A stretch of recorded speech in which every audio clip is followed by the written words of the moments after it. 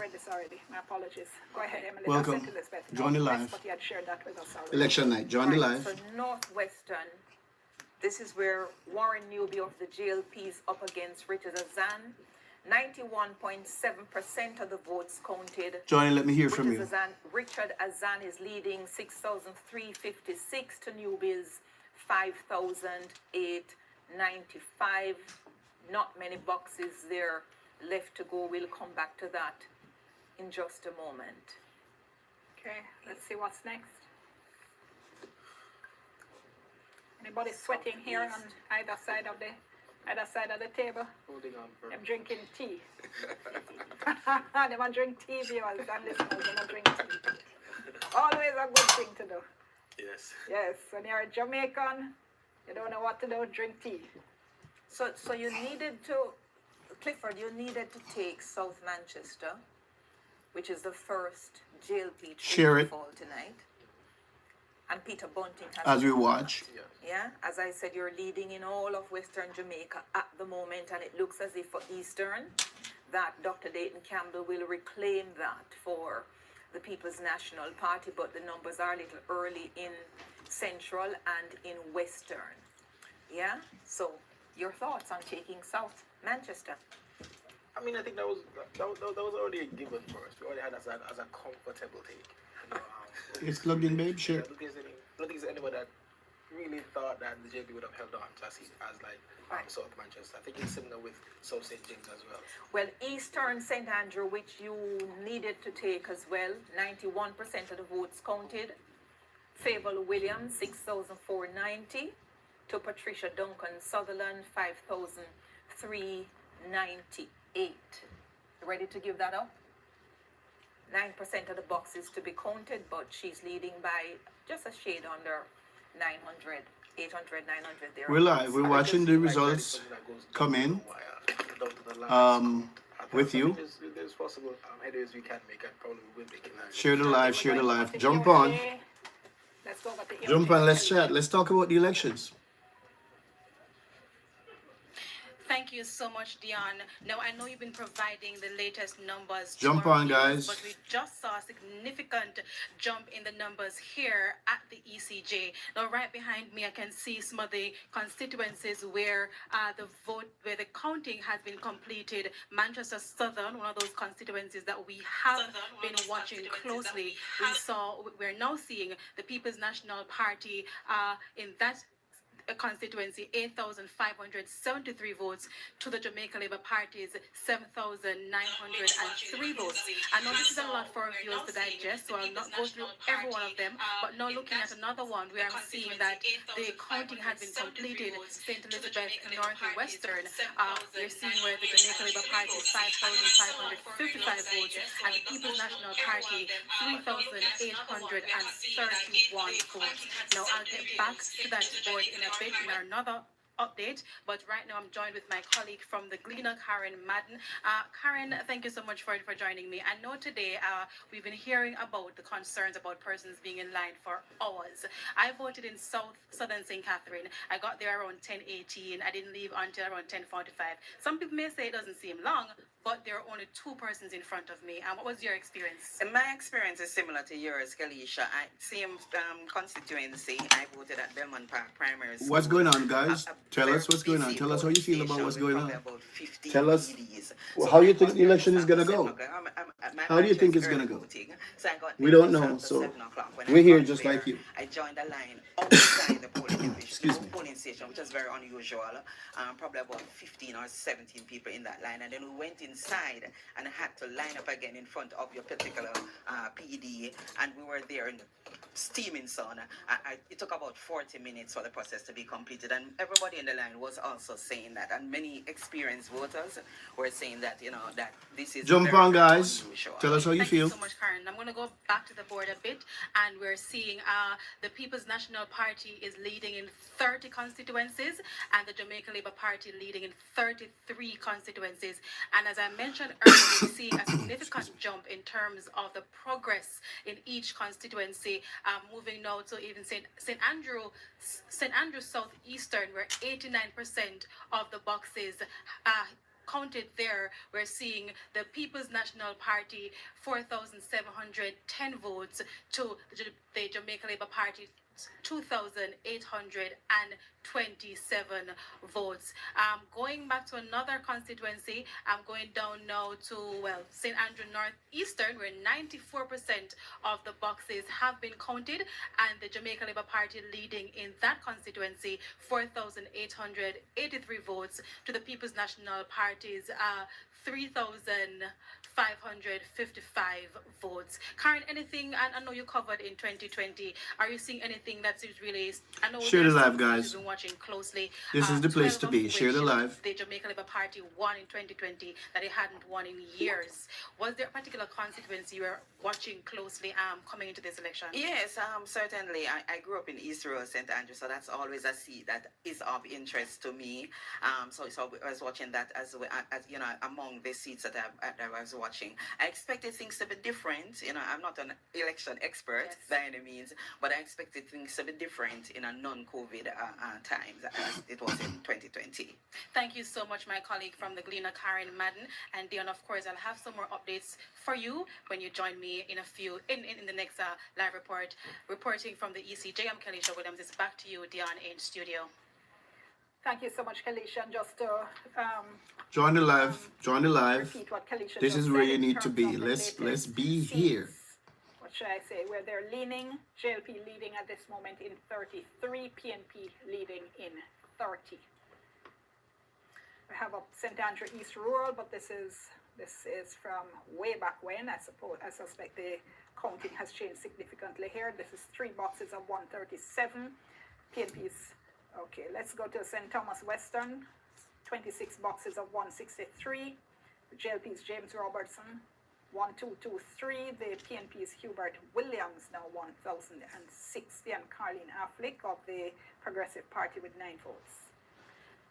Okay, let's take a break and we'll come back. We'll get some more. RD, you still think that Lots more results. how do you feel it's gonna go tonight, RD?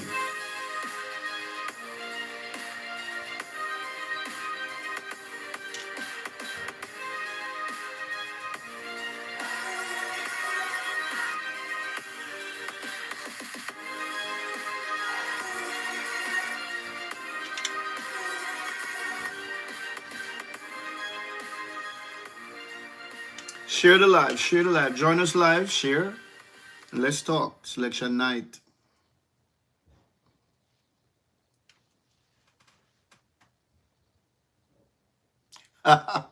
You're nervous. Listen. No, well, you see, you can't watch it. You know, hey, listen, man. You the one who said Jamaica PNP country, you know, so I'm watching, I'm not nervous, but you know, like everybody else, I'm watching. Share, guys, share, jump on and share.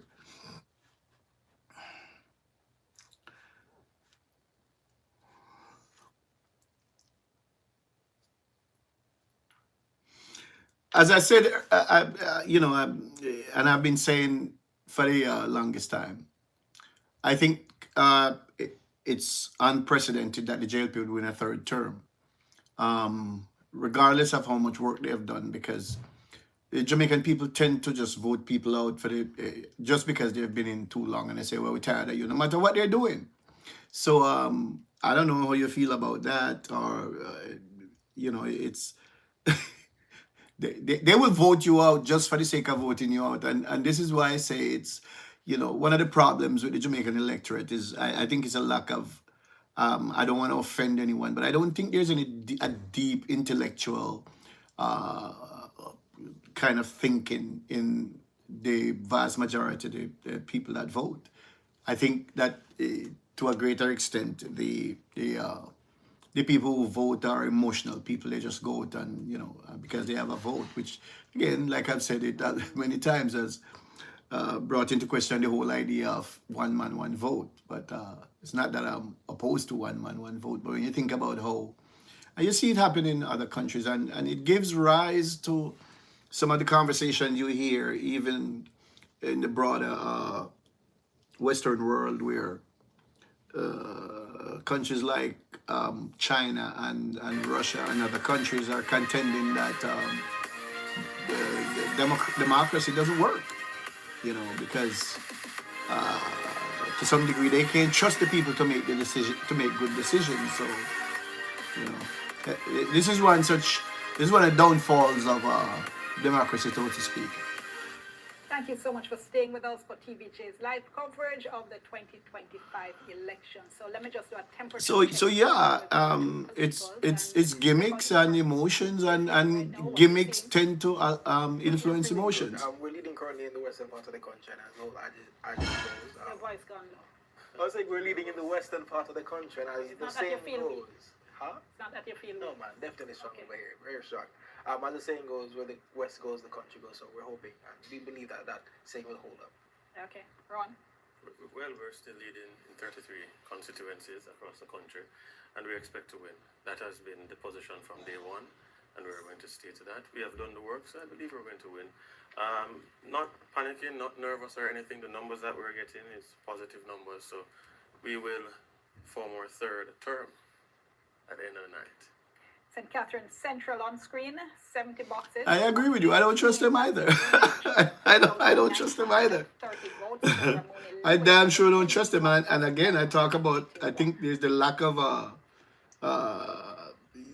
think that one. Anyway, look, I just don't trust that they are making really informed decisions. So, yeah, there you go. I don't trust that they will make good decisions, regardless of how good the country is going already. So, 146. Dr. Miranda Weddington has 3,762. That's in one weather vane. In the second weather vane in St. Elizabeth Southwest, 15%. Southeast. Southeast, rather. 15% of the boxes counted. The JLP has 991. That's Franklin Witter. And the PNP, that's Norman Scott, has 1,004. 15% of the boxes counted. So we're watching. I think we can safely say that Northeast St. Andrew has been won by Delroy Chuck. Based on the numbers here in Northeast. share the live, guys. I need to see a lot more people on. Where's everybody? Of the boxes counted. He's at Share the live, guys. As you jump on, share and let us hear from you. To Stacey Knight's 3,556, 93.7% of the boxes counted. And also for Southeast St. Anne, where Matthew Samuda is the incumbent there. It looks by the numbers here that we can safely say that Matthew Samuda will continue to hold Northeast St. Anne. That's with 86.4% of the boxes counted. He's at 8,142, and his rival there is 5,873. Share the live, guys. Share. Elizabeth seat that had, Let's Sloan chat. and Jess that had come up and Northeast. This is election night 2025, and we definitely. It looks like a hard fought. As I said, I definitely think it was going to be a close election, and it seemed like it's turning out to be one.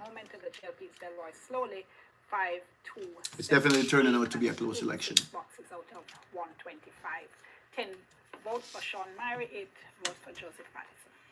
And the other seat that has now been counted, dusted, and declared by the Electoral Office of Jamaica is St. Elizabeth Northwest. Share the live, guys. And that is the JLP's Andrew Morris taking that seat with 100% of the boxes counted. It's 5,555, not 6,666. To the PNP. Has only ever been won by the PNP once, Mel Brown in 1993. Yes. So we see a couple of seats being decided now. 3831. So the JLP's Andrew Morris taking over there from J.C. Hutchinson Yeah. has won that seat. It's a school teacher, school principal face-off in this particular one. And it is Andrew Morris who was held on Andrew to that Morris Jamaica Labour Party. in St. Elizabeth taking another seat. Okay, starting to see things shaping up here. Yeah. And here is another of those we're watching closely. Clarendon Northwestern, 99 boxes out of 108. Generally, low voter turnout ID usually favor Ahead at this point with the incumbent. 6,356. We don't know what's going to happen. Are you suggesting that the voter turnout is going to be, it was low today? Because I spoke to some people in Jamaica and they said that up to about 4 o'clock, up to about 12 o'clock, the electoral office was saying only about 15% of the voters expected a turnout so far. Is Robert Morgan ahead with 2,709 votes. To the PNP's Oje Dixon, 2,245. Joy Johnson Roy with 15 votes of the Jamaica Progressive Party. East Central St. Catherine, big one we're watching. Orlando Terrelong is trying to hold off Raymond Price there. Approximately 82% of the votes counted, and Orlando Terrelong is leading by 1,300 votes. He has 5 all right, so Terrelong leading Fishboy Raymond Price in out there in St. Catherine. Look like he's leading by 1,000 votes. Look like he's going to hold on to that seat. Okay. Look like Terrelong is going to hold that seat for the JLP. Western St. Mary, just 1.4% of the boxes counted in Western St. Mary, and it is 96 JLP, 43 PNP, early yet. Okay, I think we need another break, so stay tuned. We'll be back with more results for vote 25 right after this.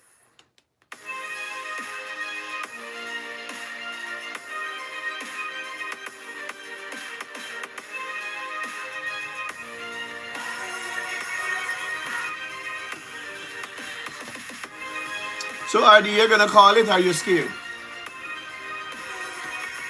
Jump on. Where are the people? People, come on. Stop jumping on, jumping off. We need to hear from you. RD, do you want to call it, RD?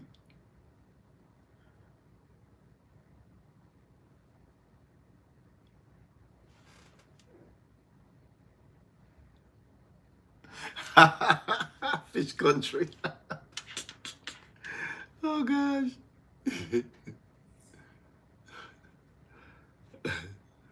Guys, when you come on, stay. Share to your WhatsApp group. We need to hear from you guys. Jump on and stay. Let us hear from you. Join the conversation.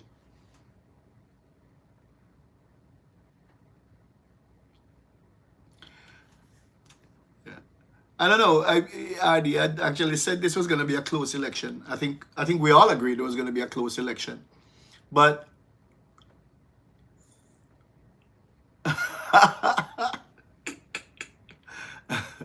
so even if the JLP managed to hold on, because you see, two guys, JLP already gave up 2 seats.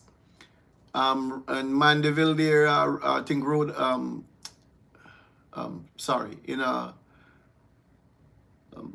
Peter Bunting won a seat that was in the hands of the JLP. He won that seat, and the General Secretary of the People's National Party, he won a seat, Dayton Campbell. So those are 2 seats in the in position of the JLP, and they've taken those 2 seats. The thing is interesting to see what's going to happen is whether or not the JLP is going to be able to take any of those 14 seats that the PNP had. It'll be interesting. So that's what I'm waiting to see. I'm a little bit anxious to see how that's going to turn out, whether they're able to take any of those 14 seats that the PNP had.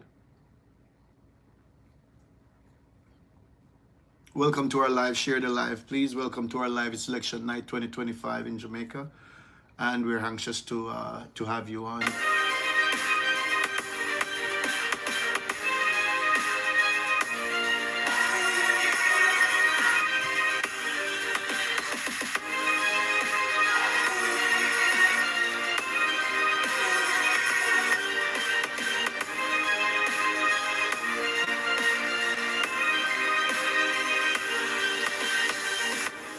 Yeah, that's true. With us for TVJ's live coverage. They of claim it's because the it was elections. COVID, Just so to we don't remind you, know. we are live across our platforms. We're on radio. We're on Radio Jamaica 94 FM. We're on Power. We're also on YouTube.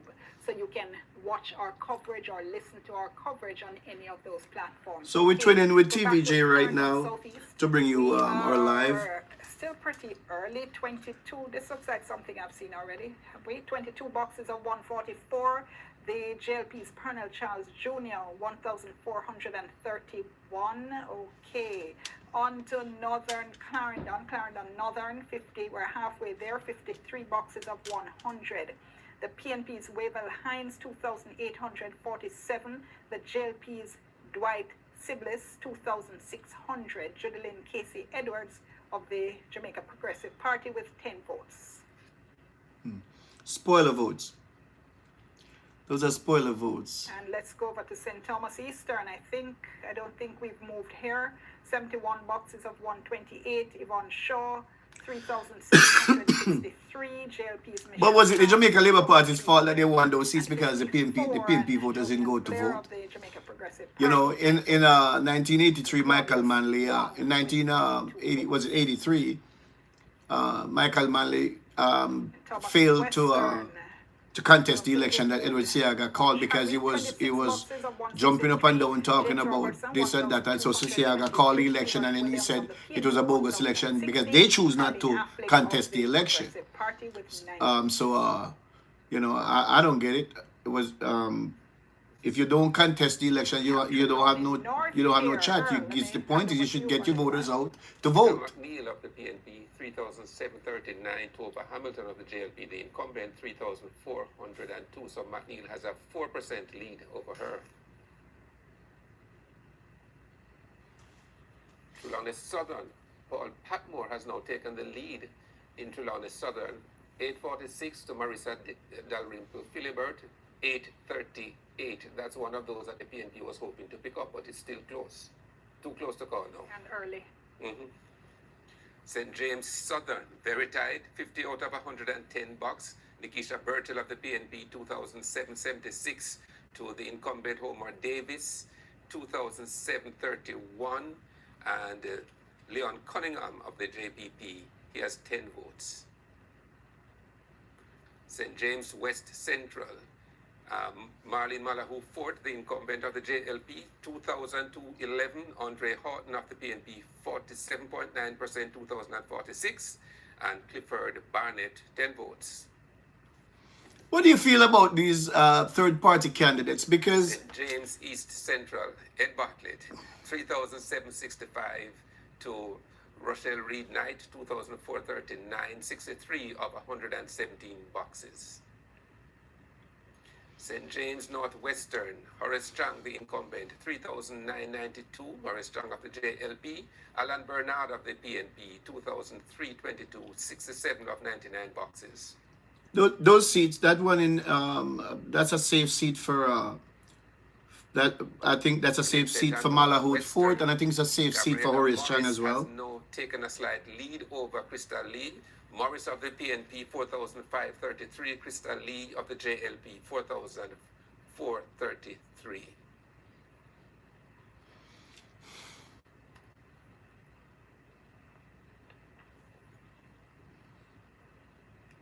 And that's one of those seats that the PNP, I'm sure, was hoping to pull back. The PNP has traditionally done well in that seat as well. Yes, I mean, the Labour Party won the seat in 2007, I think, and then we won it in 2020. So it's a very tight seat, and so this is one to watch.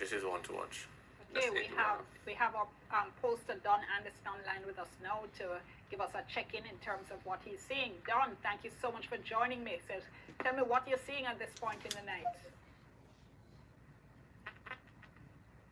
Liar. Okay, not hearing you, Don. I don't know if you're on mute.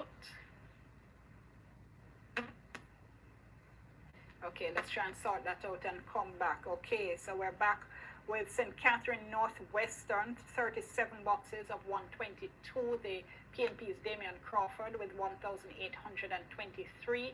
The JLP's Newton Amos, 1,618. 3 boxes for Lloyd Smith of the JPP.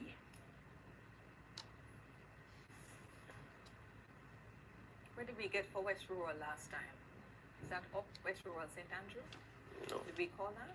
It's Manchester Northeast, 41 boxes of 111, just under 50% of the way there. Audrey Marks of the JLP leading with 2,857. Valentin Wint of the PNP, 2001. Clive Warren of the JPP with 8 votes. If we could just declare St. Andrew Eastern. If we could pull that up, St. Andrew Eastern.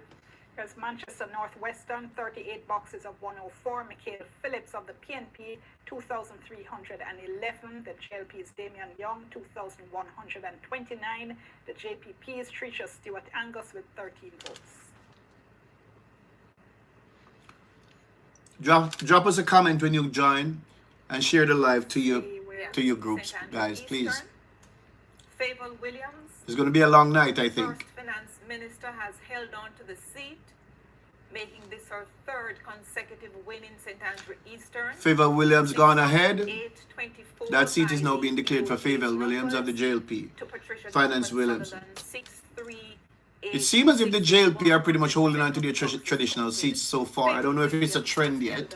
I don't want to say it's a trend, but it seemed to me that they're holding solid on the And just to make the point as well, though, this is their traditional seats. Duncan Sutherland's 3rd The last. question, RD, is are they going to give up, the question, guys, are they going to give up 18 seats? Yeah, and then has moved Because on that's what the PNP needs. not managed to take To the seat. hold the 14 that they had and win a minimum of Don Anderson, 18 Don Anderson, in tell order us to what you see get now. to the magic number of 32 to form the next government. They need to hold the 14 they have. Let me shut up and listen to Hearing this. you, Don. Don Anderson. Oh, so we're still not hearing Don I'm Anderson. hearing you all right. Can you hear me? Oh, now he's Right speaking. ahead, thank you. Can you hear me? We're hearing you now, Don. Go ahead. All right. Good night. What a tweet. Tell Can us you hear your what you're question, seeing. Dion? We're hearing you, Don. Can you? We need. What a tweet. Don, can you turn off your? Turn off your. Tweet is Okay, watching let's start now, TV just and come back, talking. Don, shall we? Let's All do right. St. Andrew Western. Yeah, go ahead. 7 boxes of 134. George, this is Tony Hilton, 37.99 to the JLP's Corey Dunkley, 26.65, and the JPP's Carla Francis Edie with 48 votes. Guys, as you jump on, please let us hear from you. Leave us a comment. Don't just jump on, jump Andrew off. West Central, And share the live, please. constituency. He is leading with 4,081. It's gonna be a long night. The PNP's Paul Buchanan, 3,431 with 69. What I want to know, RD, since you're here, it seemed with me more than everybody else. Central now. I want to know if you think There that is the PNP's Dennis it's starting to shape up as a real knockdown, drag out fight. It doesn't seem like one party or the other is going to run away with this one. Do you share that view? With 15. This is 19 out of 113. That's This the Peter is Phillips seat. okay. Pretty sure that must have progressed since then. St. Andrew Southwestern, the PNP's Angela Brown Burke, 48-44. The JLP's Maureen Lorne, 403. Antonia Wint of the JPP, 13 votes. And Jamar Watson has 8 votes. Yeah, that constituency is going to be a St. PNP Andrew win. Southern, That's a the garrison. leader of the opposition. And this is 53 boxes of 86, 6,058 to the JLP's Carlton Allen, 374. That's going to be a hold for Andrew Holness. Okay, not much mystery for that one. There's no mystery in that one either. You know, Diane, she needs to be fair. She didn't say anything about Angela Burke's seat, but she's going to talk about that mystery in Dr. Holness's seat. This twisted mouth woman, she's something else, let me tell you. Ha ha! To the JLP's Kevin Frith, 3,137, and Kemar Lynch of the JPP picked up 34 votes.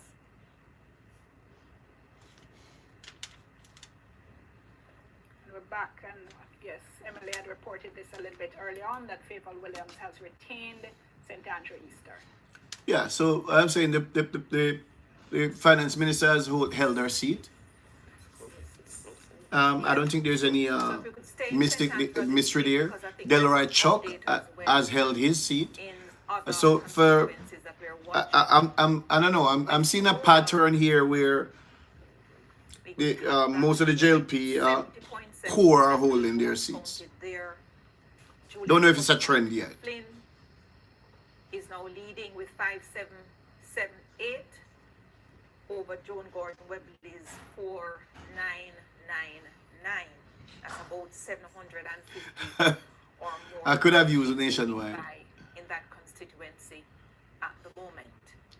But I like to use this one, you know. 140. I like to hear their bias. Here's East Rural, seeing this one for the first time this evening. That's Juliet Holness, 22 boxes of 137. She leads with 1618 votes to the PNP's Patrick Peterkin, 1,330. Kamisha Hendricks of the UIC, has 12 votes. Purchell Jackson of the JPP has 10. Well, I noticed this this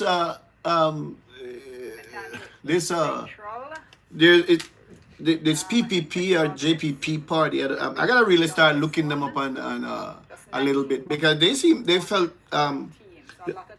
they fielded some candidates, and look, they're not gonna win any seats no time soon there, but at least they're contesting the seats, so I think they need to do some groundwork. I am all for a third party in Jamaica, and I'm excited about any party as long as their platform is good, stepping in to offer the Jamaican people an alternative to the two political parties.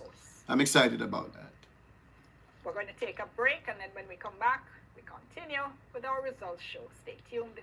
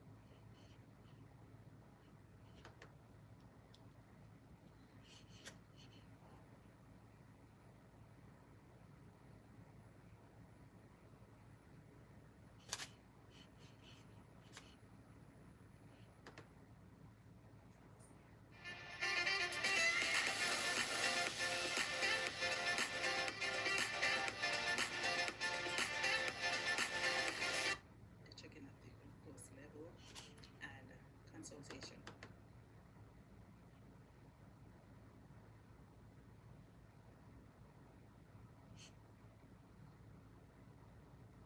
%30 voter turnout up to 3 p.m. The PNP's Norman Scott is accused of slapping JLP election day worker in the face. The Financial Investigations Division.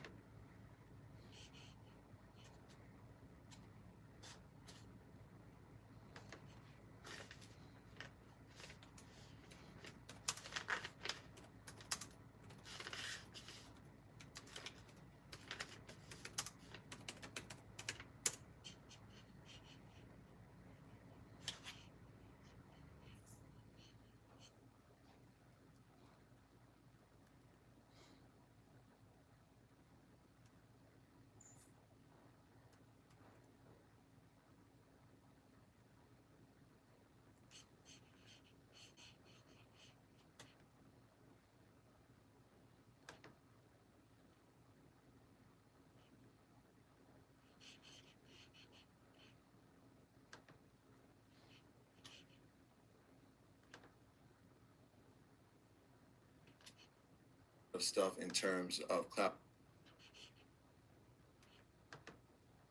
Else. God wants you to treat other people the way He treats you. And when you pray for other people, what do you pray? You You pray what you'd like to have prayed for you.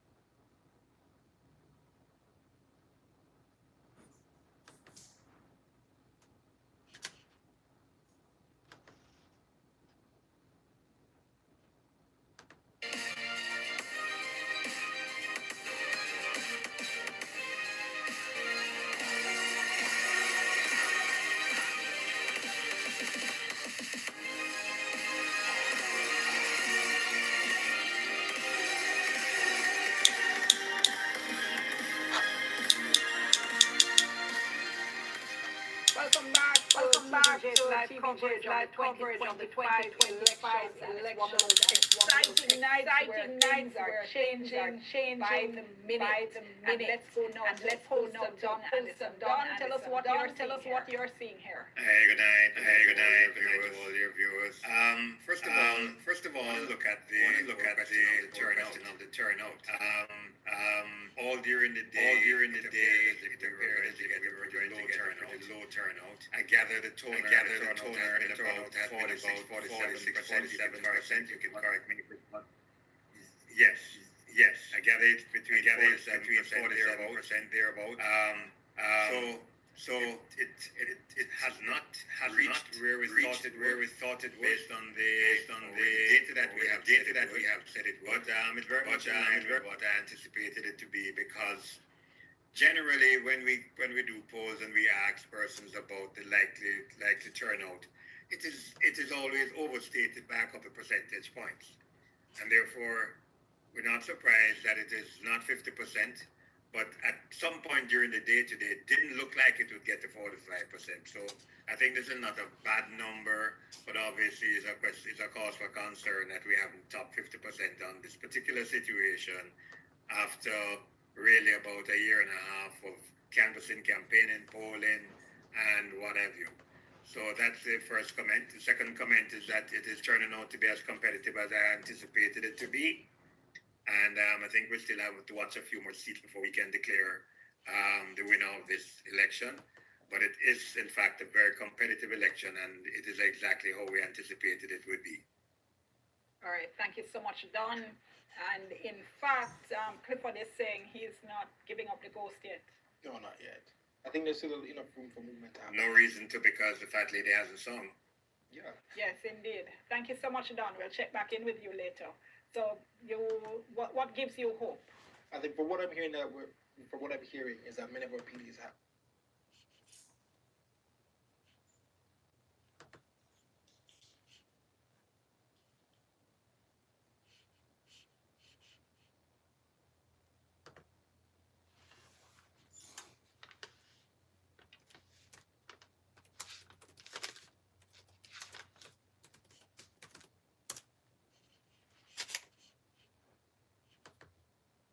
Update in terms of the voter turnout, but what I can tell you is that there have been some changes on the board. We're seeing now where the Jamaica Labour Party is leading in 36 of the constituencies, while the People's National Party is leading in 27. Now again, the Jamaica Labour Party leading in 36 constituencies and the People's National Party leading in 27. Now we're seeing steady progress in terms of the counting, and earlier on we did mention that for St. Andrews South Eastern, 100% of the boxes have been completed, and in St. Andrew Eastern, 100% of the boxes completed as well. Now looking at some of the other constituencies, in Kingston East and Port Royal, 75% completed, and the People's National Party leading in that constituency. Now moving over to St. Anne North Eastern, and we're seeing where the Jamaica Labour Party is leading in that constituency, over 8,100 votes to the People's National Party, 5,873 votes.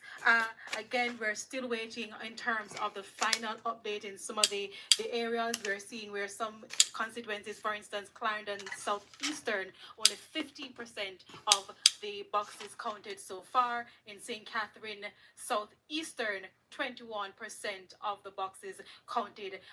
Dion, I'll continue to monitor what's happening here and provide you with the latest figures as they become available. It's back to you. Thank you so much, Kelisha. So JLP leading in 36 seats right now, PNP with 27. And Ron? As I've been saying all night, you know, we will win. We will win. We're looking good. We're looking good. Yes, we have lost some seats, yes. But you could see that the Labour Party prepared for this moment. How we campaigned throughout Jamaica, you know, choosing Jamaica, sticking to the performance that we did for the last 9 years. And so how we campaigned is a result of what we're seeing today. There are some seats where you saw the energy, the BNP brought energy, but on the day you see the Labour Party winning comfortably. And there is one in Kingston that could be a surprise tonight. Would that be Central Kingston? Yes, we're talking about Central Kingston. Well, I figured it wouldn't have been Western Kingston, which we just saw declared for. That's one McKenzie. It's on the screen now. There Okay, you go. there's Central Kingston, 75 boxes out of 80. Donovan Williams leading with 4,575 votes to Steve McGregor's 4,375. So that's about an 800 vote difference at this point with 5 boxes left to go. Not No, 800. no, no, 190 something. All right, I can't count. Almost 200 votes. I need to give up trying to do math. A shade under I need to- 200. I need to give up trying to do math in my head. But he won that seat by only 300 in the last election, and it Yes. seems to me that the early lead from Steve McGregor in the night, those boxes are probably coming from Ulman Town, which is their stronger of the two divisions. So perhaps it's the Raytown boxes coming in now, but let's see what happens for the rest of the 5 or so that's outstanding. East Kingston and Port Royal declared for Philip Paulwell of the PNP. That was a surety. And No surprise there. for the JPP candidate. Here's St. Andrew Western with Tony Hilton, 3,981 votes to Corey Dunkley of the JLP, 2,673. Carla Francis Edie of the JPP, 48 votes. 72 boxes of 134. And here's Delroy Chuck in, I think this was already called for Delroy That Chuck. has already been called. Delroy Chuck took that seat. So Stacey Knight, daughter of Katie Knight, first time outing. She said she wanted to run against Delroy. Well, St. Andrew Southern called as well for Mark Golding of the PNP, defeating Carlton Allen of the JLP, who holds 645 votes. And we declared, this has been declared, all boxes counted for the PNP Julian Robbins. So let's see. come on, people, join the live, join the live, join the live. North Central St. Andrew, the JLP's Delana Sivrite, 4,346 votes, to the PNP's Christopher Henry with 2,465, with 59 of 79 boxes declared. That constituency will be having a new MP for the first time since 1980, I believe. Yes. Here's St. Thomas Eastern, 77 boxes of 128. The PNP is Yvonne Shaw, Rosemary Shaw, 4,356 to Michelle Charles, 3,912, Claudius Wong, 22 votes, Jovian Blair of the JPP, 13 votes, 77 boxes of 128. Is this a seat you're expected to hold on to, Mr. Walsh? Yes, of course. Yes. Eastern St. Thomas? Yes, Eastern St. Thomas. I mean, the Member of Parliament did some work out there. First time in many moons. She also had there was a lot of disgruntlement in the seat though. In every seat you're going to find that, you know, in every seat, nothing is perfect. Here's St. Thomas Western, 40 boxes of 163. The JLP is James Robertson, 1,899. Hubert Williams of the PNP, 1,703. Carlene Affleck of the JPP, 13 votes. The JPP fielded many candidates. This is a seat we expect to win comfortably, and so far so good. Yes. Deputy leader of the Labour Party for Erie Council 2, James Robertson. So you may lose one in St. Thomas. Let us watch. Yeah. Yes, right now we are behind in that seat. Yeah. But let us see how the night progress. Clarendon Southwest, 96 boxes out of 100. Lothan Cousins, 7,076 votes. Robert Chin of the JLP, 4,795. Yeah, the JPP. We can call that one for low. the seat, Steve there, Steve McGregor is contesting. I don't think he's gonna win that seat. I think the boxes that are left, there's only a few boxes left, and I think those are Raytown boxes, as they said. Because the Raytown boxes are always coming later. Thank you, Dion. Things have gotten exciting here at the JLP headquarters. As you can hear, as the results are coming in, the supporters are shouting, they're ringing their bells, and it's an overall jubilant atmosphere here so far. I am now joined by two supporters who have interrupted their celebrations. Aisha and Renardo, good night. You're live on TVJ. First of all, why was it important for you to be here this evening? I hold a mic. We are confident of victory. And we are Thank you, Ardy. I did not know that. 35 seats. So we have no other reason but to be at the headquarters to celebrate this coming victory. Third term is here. And you, Aisha, I know you have your bell right there. Third term, sir. Third term. Victory. Victory is ours. Feel nice. I'm happy about everything. Ardy, you hear that? East. Them start celebrate already at JLP headquarters, you know. I don't know. I'm trying to understand what's behind, what's the fuel on that fire, Ardy? Can you explain it? No doubt about that. So as the results come in, how are you feeling? You know what? I'm actually feeling confident because the PNP numbers are not looking impressive as how we have started to have been for the last 12 months. So far the numbers... Guys, welcome to our live. This is election night. Come on, join us. Let us hear from you. Let's have a good time. It's going to be a long night. I'm telling you, it's going to be a long night before we know who wins this election. What about you, Aisha? With friends. I'm here with friends. Rest of them soon come. I think I agree with you. I was thinking the same thing. I think headquarters have a feel for what's going on, RD. And you as an old political pro, you know that. Thank you so very much for I think headquarters generally know something where everybody else don't know, and that generally peel out to the supporters out there, and you could tell from the way the two headquarters are operating whether they think they're gonna win or lose. So I agree with you on that.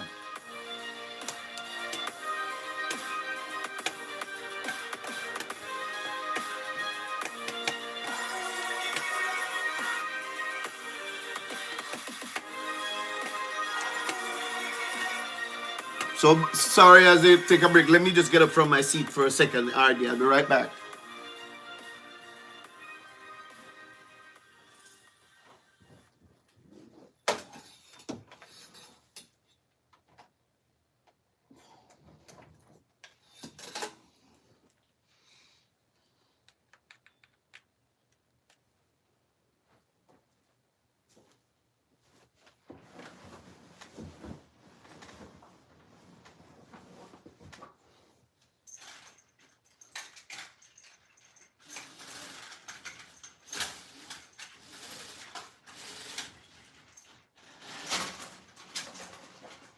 Hey, Daddy.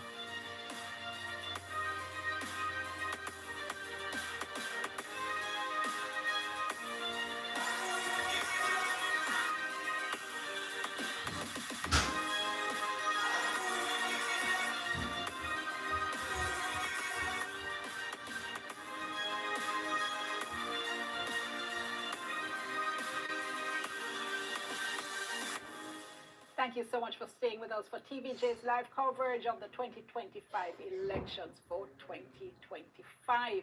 And let me just remind you where we are, the latest information that we had in terms of who is leading in how many seats. First of all, in terms of confirmed seats, the national count, we have the JLP with 9, we have the PNP with 9.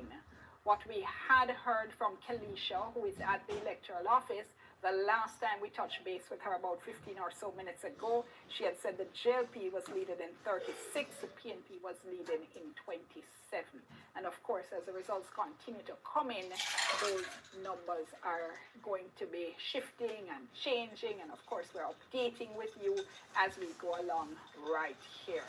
There are a couple of seats we haven't seen for a little while. Ron was mentioning, for instance, East Portland.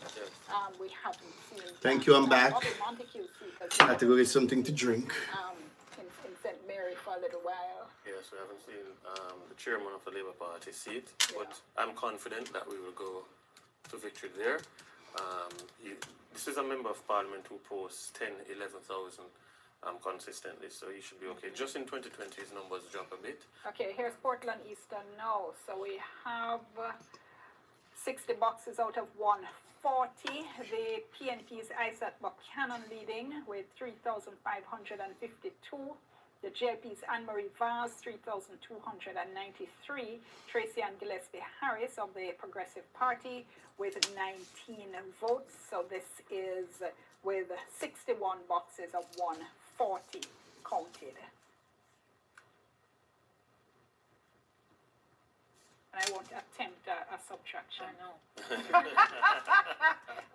Here's Manchester Northeastern. The JLP is Audrey Marks with 5,003 votes. The PNP's Valentin Wint, 3,414. Clive Warren of the JPP, 18 votes and 68 boxes of 111. Share the live, guys. Give us a like, share the live, please. We have the JLP's Pernell Charles Jr., 1,400. Yeah, I think so, Hardy. I agree with you. Barneswell of the PNP, former mayor, 1,005. Sion there. Sion Thomas of the JPP with 11 votes. That's pretty early still. 22 boxes out, 144. Been like this for a while now. Yeah, I think we've been stuck there. Earl, let me hand over to you for the That's the old Bustamante and Hugh Shearer seat. Strong JLP seat. Manchester Northwestern, 6 of 104 boxes. Michael Phillips continues to lead for the PNP, 4,258 to Damian Young of the JLP, 3,661. Tricia Stewart Angus of the JPP, 20 votes. Manchester Central, 117 of 139 boxes. Donovan Mitchell, 7,617 votes to the incumbent Rhoda Crawford, 7,335. It's tight, but it's getting close to the end. Let's go back. I think Rhoda should win that seat. She's earned that.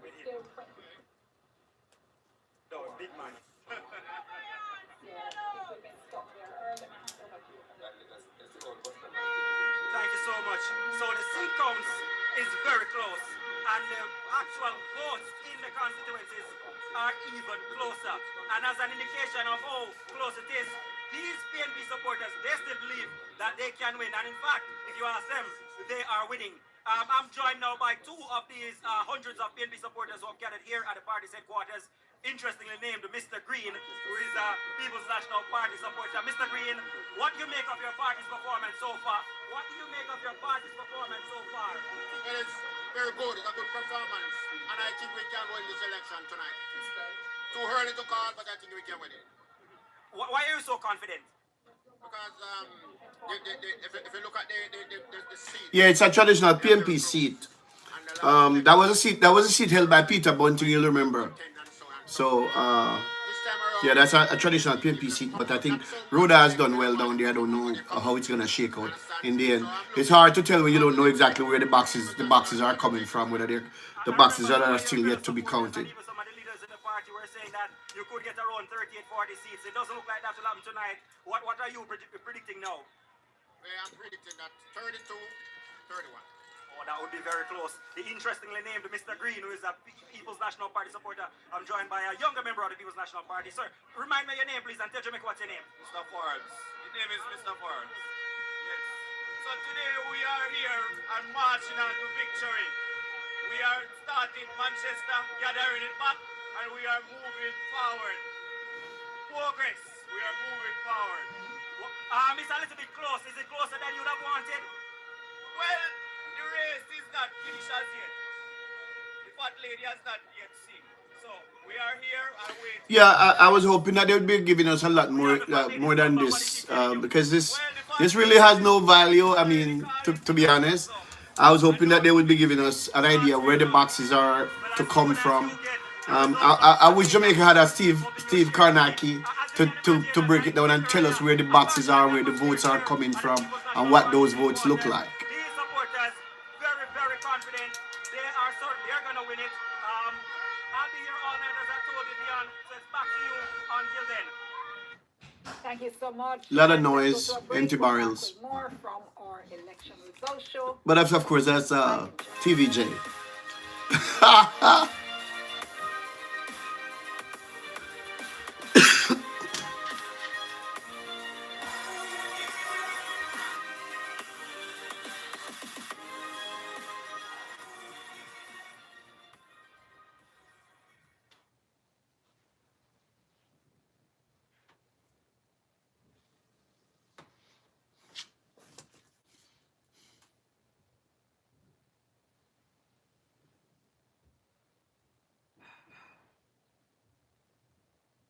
Yeah. Yep.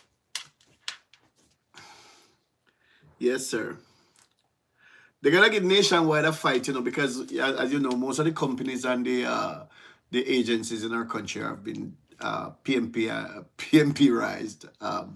This is what 18 years of People's National Party rule in Jamaica has given us. So you have to see it for what it is. So the country has been pretty much turned into it's one of the things that you and I even talk about, which you have continued to say that you think that the country is PMP country, but I don't think it is. I think the PMP has been better at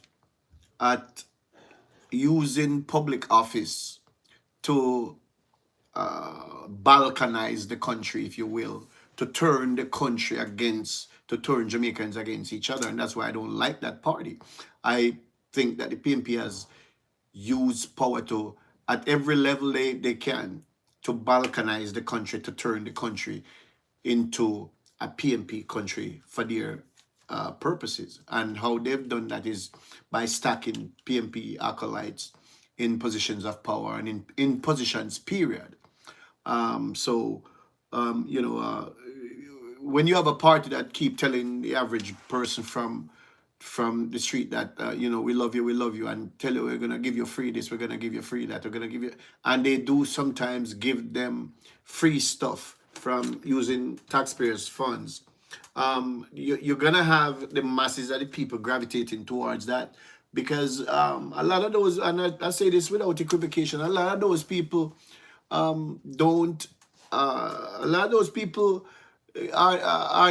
care about their children's future and what seemed to be a better policy for the country going forward. And I think one of the things is that we notice that many of our Jamaican people are, all about what can I get for myself today? What about me now? No, me. They don't care about their children's future. They said they care about their children's future, but they will not take the bitter medicine, they take the pill that they need to take to ensure that their children have a better life than they did.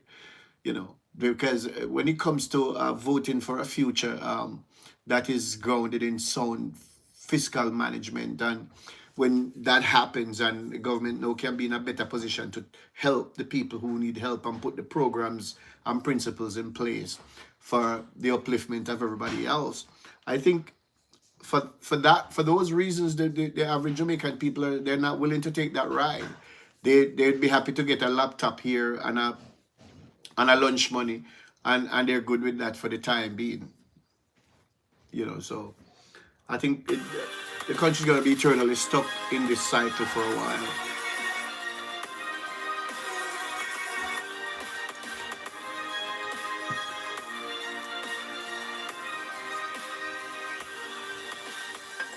Thank you so much for staying with us for TVJ's live coverage of the 2025 elections for 2025, and we're so happy to have you wherever you are, whichever of our platforms you are listening or viewing this coverage on. Now, I think at this point, though, what we can say is that it's not going to be a landslide for either side, and I have to say I think that's good for the parliament and good for democracy overall. Okay, here we go again. Earl, let me let you take this. St. Elizabeth Southwest, one of the seats to watch. Floyd Green, the incumbent, is leading with 4,949 votes to Miranda Wellington of the PNP, 4,349. So he has a fairly comfortable lead at the moment in the context of that constituency. St. Elizabeth Southeastern, very close. Norman Scott of the PNP, 1,004 votes. The incumbent Franklin Witt of 991. And Raymond Dobbs of the JPP, he has 11 votes. Westmoreland Central, Dwayne Vaz seems to be headed back to Parliament, 7,547 to the incumbent George Wright, 6,074. Kathleen Greenwood has 31, she's from the JPP, and Don Foote, 29. I'm seeing a message here from one of our reporters. We're hearing that ballot boxes were still coming in at the Content Center in Trelawney just up to some minutes ago. We're told that there was heavy traffic. That's why we weren't seeing a lot. Go ahead, Earl. Early days still in Westmoreland Western, but the JLP's Garfield James, a former PNP member, he has 50.5% to Ian Hales of the PNP, 48.6%. And Ian Hales is a former JLP member, so that's quite an interesting. Yes. Gilbert James, 0.7%, 13 votes, and Bertland Madden of the JPP, 4 votes. What do you make of the JPP, what they're managing to garner? Andrea Perkis of the PNP, 54%, that's 3,334, to Dave Brown, the incumbent of What do you think of the JPP have been able to garner? 19 votes, and Jordan Cunningham of the UIC, yes, 9 votes. Hannibal Western, Heather Miller Bennett of the PNP, 5,499. You're right. Tamika Davis, the incumbent You're right. of the JLP, They win and they play and you just play the game. They don't know how to do politics. They don't solidify like the PNP does, and that is why they have to struggle so hard to win. Speaking of the JLP. And this is why I continue to make the argument. Jamaica is not PNP country, but the PNP has been better at doing politics. Looking good for the PNP. Isaac Buchanan with 5,636 votes, and Marie Vaz of the JLP, she's the incumbent, 5,224. But there are many boxes to be counted yet. Portland Western, 74 of 100. That is one of the seats I do not want to see go to the PNP. East Portland and Marie Vaz with Isaac Buchanan. I do not want to see a twice convicted drug dealer sitting in our parliament. Michael Aiken of the JPP, he has 12 votes. And just to call our viewers and listeners' attention, well, I do not want to see a twice convicted drug dealer, felon, sitting and who spend time in prison sitting in our parliament. Isaac Buchanan should not win that seat. Number of seats that have been completed and declared, so you're seeing there 11 for the JLP, 9 for the PNP. So of course, just to make the distinction, those are the ones that have been completed, as opposed to what we get when we go to Kalisha at EOJ, which is a broader look at who is leading. In St. Anne Southwestern, it looks like order has been restored. Xavier Main of the JLP, he has 4,426. Danishka Williams of the PNP, 3,221. Clive Edwards of the JPP, 26 votes. So it's a comfortable lead at the moment for Xavier Main. And speaking of Kalisha, let's go to her at EOJ. Thank you so much, Dion. Just a quick update in terms of what we're seeing on our end here at the ECJ. So far, again, an update in terms of the lead. So far, the Jamaica Labour Party leading in 34 seats. The People's National Party now leading in 29 seats. I know the last time we spoke, I said the JLP was leading in 36 seats and the PNP was leading in 27 seats. So we've seen a change now. JLP leading in 34 seats and the People's National Party leading in 29 seats. I also saw the final count for St. Catherine East Central, and I can say the Jamaica Labour Party won that. Party's Raymond Price going against the Jamaica Labour Party's Orlando Terrelong, and that's one of the seats where the People's National Party has not won it. The only one that seat once since it was created, and the Jamaica Labour Party has won that seat twice since it was created in 2011. If you would move with me, I'm going. So we're here. I'm going to throw back to you until next time. So it seemed Terry Long has taken that seat, RD. What are your thoughts on that? For you, the JLP now leading in 34 seats, PNP leading in 29. And again, the icon at the bottom of the screen, the JLP has so far won 11 seats. Okay, you think so? Western, That should be the end of Price, but they'll make him a they'll elect him a senator, RD. The one that's killing me right now is East Portland against Anne-Marie Vaz, because Anne-Marie Vaz is a workhorse in that parish. I don't see how this is even close for that drug lord. Xavier means seat. Mr. Moxham said order has been restored. Hardworking member of parliament, also good organizer. So I'm not surprised by that. Trelawney Northern on screen, 84 boxes of 146. The PNP's Wickham McNeil, 4,468 votes. The Tova Hamilton of the JLP, 4,132, 84 boxes of 146. But you know, polls close at 5 o'clock. Why does it take so long for the boxes to be counted? I don't understand that. Marissa Dalrymple Philibert, 1,352. Paul Patmore of the PNP, 1,246. I think that Dalrymple gonna hold on to that seat. I hope she does hold on to that seat. And the way things are shaping up now, it seems like the JLP is gonna be returned to office. I'm gonna call it. The JLP is gonna be returned to office in my view. Burchell, 4,471. The JLP's Homer Davis, 4,307. Leon Cunningham of the JPP has 12 votes. I just called it, Hardy. St. James West. I know they went against the Vazes. And they blundered too, I'm going to be honest with you. Fort, the incumbent, 3,332.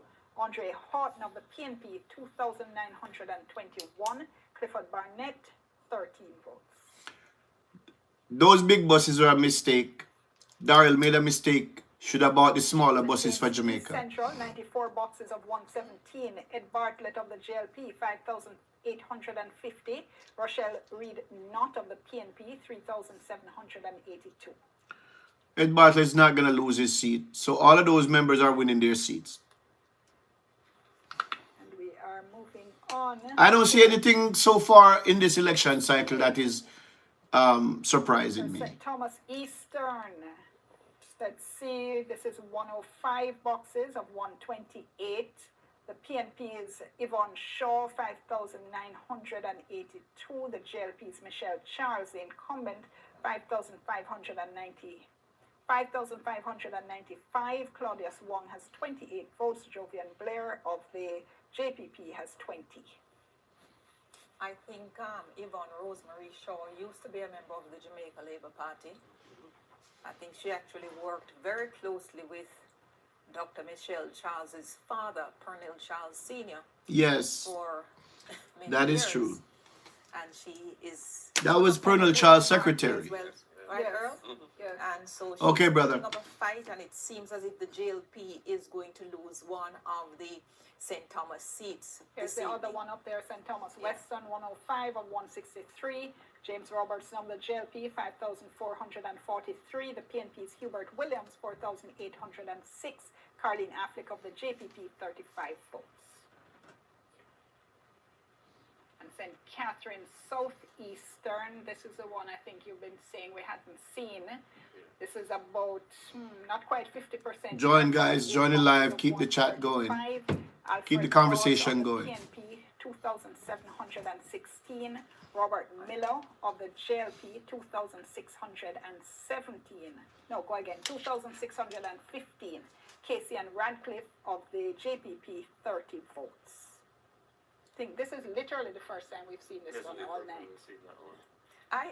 My count is a little bit One farther second than for me. this, St. yeah? Catherine Northwestern, 83 boxes of 122. Damian Crawford of the PNP, 4,328. Newton Amos of the JLP, 3,598. Lloyd Smith has 12 votes of the JPP.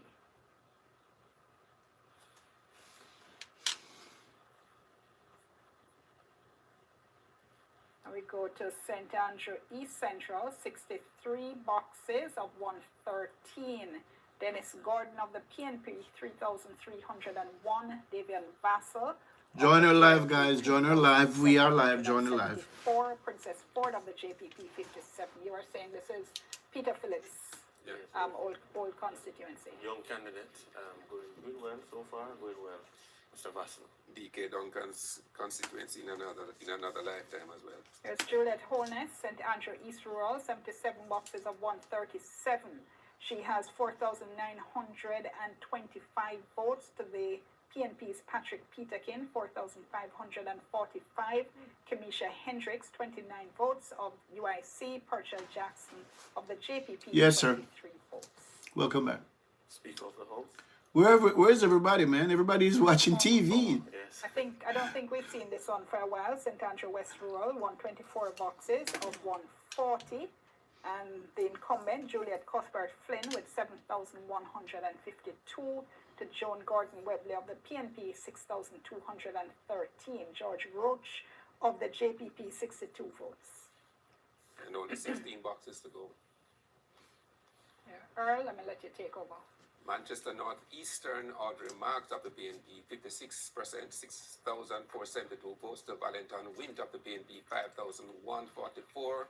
Clive Warren of the JPP, 30. That's a seat that was dominated by Audley Shaw for quite a while. Audrey Marks Manchester Northwestern is going to win that seat. 83 of 104 boxes. Michael Phillips of the PNP, 5,625. Damian Young of the JLP, 4,521.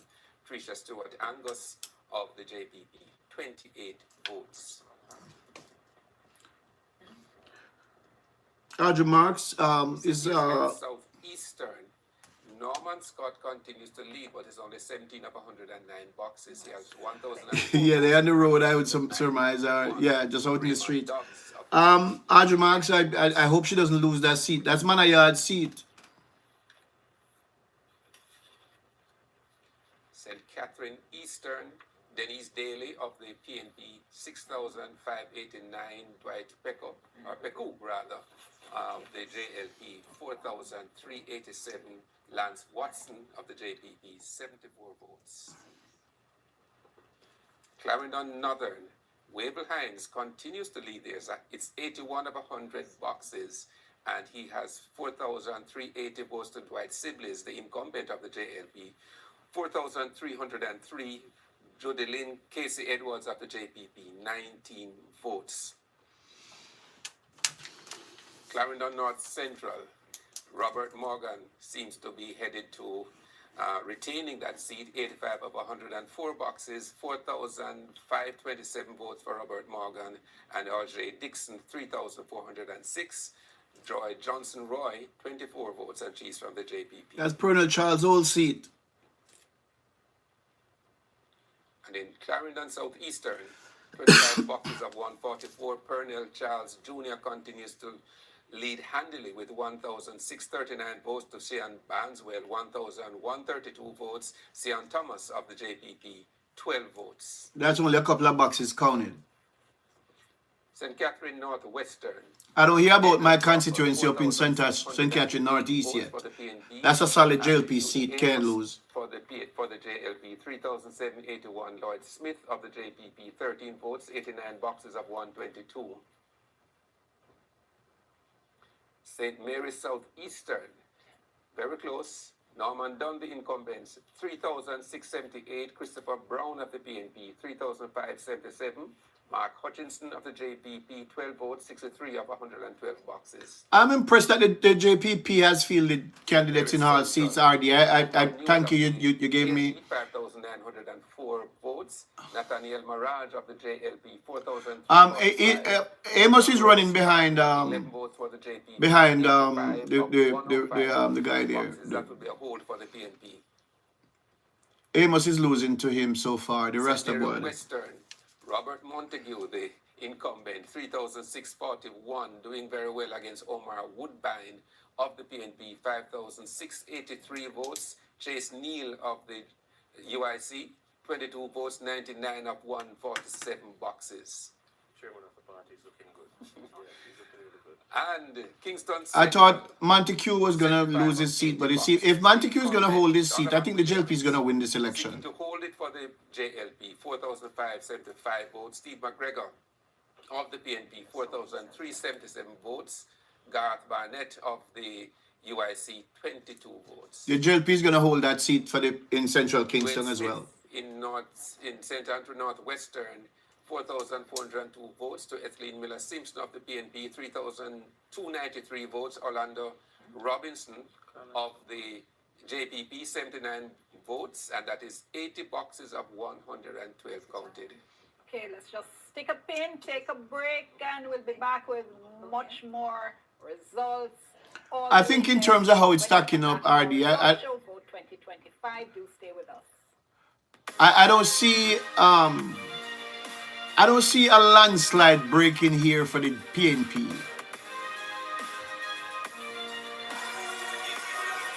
As you said, they're doing the JLP is doing what they need to do. They're holding the seats. Yes, they've lost a few seats, but they will have to lose 18 seats for them to give up this government. That's what I'm saying.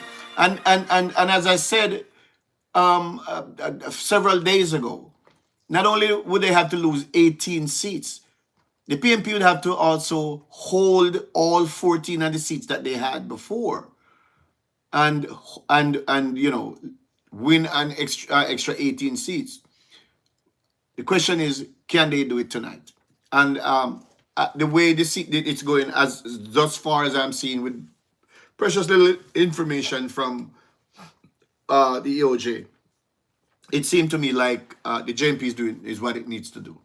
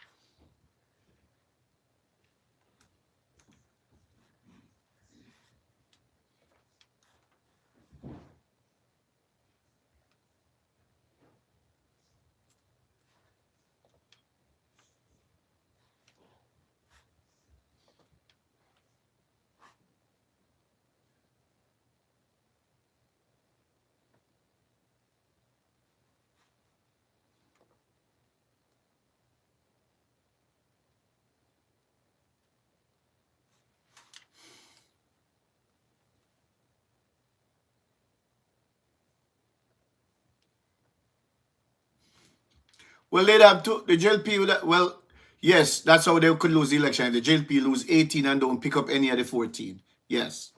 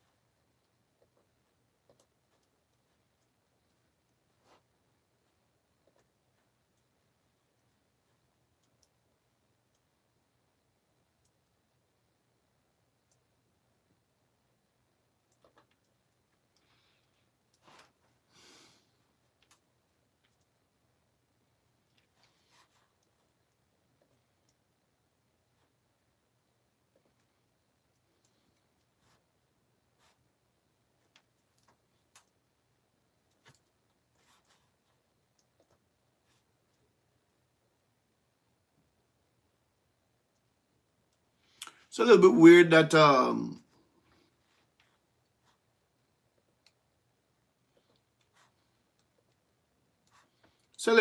that TVJ leaves so much. I mean, TVJ leaves so much dead air.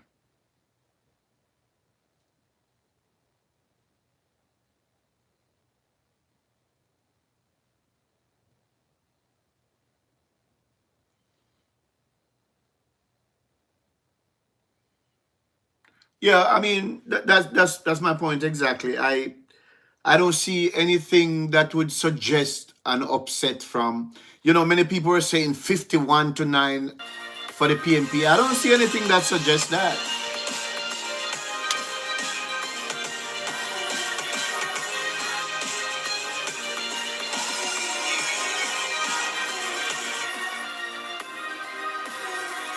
Yeah, I don't see anything that would suggest that at all. But it's early yet. It's early. Thank you It's so much early for yet. staying with us for TVJ's live coverage of the 2025 elections, vote 2025. And let's go first of all back to the electoral office, the EOJ, with Kalisha for an update.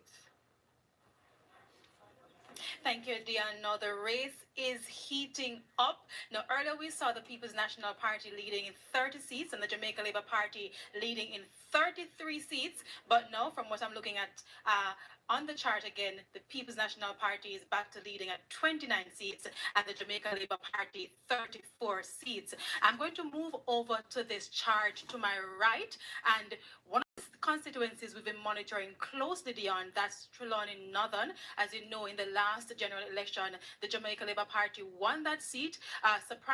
It was a surprise for many people because the Jamaica Labour Party had not won that seat in decades. And we're seeing now the People's National Parties, Wickham McNeil, leading in that constituency, 6,637 votes to the Jamaica Labour Party's Tova Hamilton, 5,686 votes. Another constituency, Dion, that we have been monitoring closely, that's Manchester Central, where the Jamaica Labour Party won for the first time in decades in 2020. But what we're seeing now, well, it's still close in that constituency.